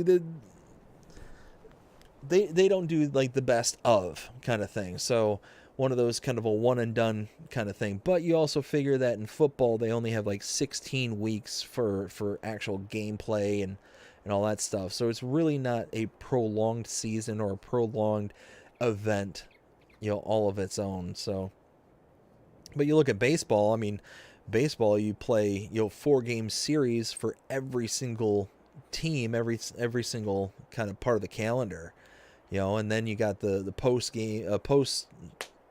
season, which, has the, same series kind of mentality as well. So, it's just, I think it's all down to which sport you're playing. We have 6 teams in the playoffs in the CFL. Leon Draisaitl is my favorite player, and Connor McDavid and Edmonton Oilers is my favorite number on my jersey. Very nice. I like to see McDavid hold the Stanley Cup and Draisaitl in Mountain West. Yes. Yeah, and Draisaitl and McDavid, they're top-notch players. They are some of the best players. But we'll see. We'll see how it all goes. But I think we're at a point now where I think we can start winding down for the evening and start calling it an evening. We got plenty of stuff here on the farm to work on, which will likely be in the next in the next live stream.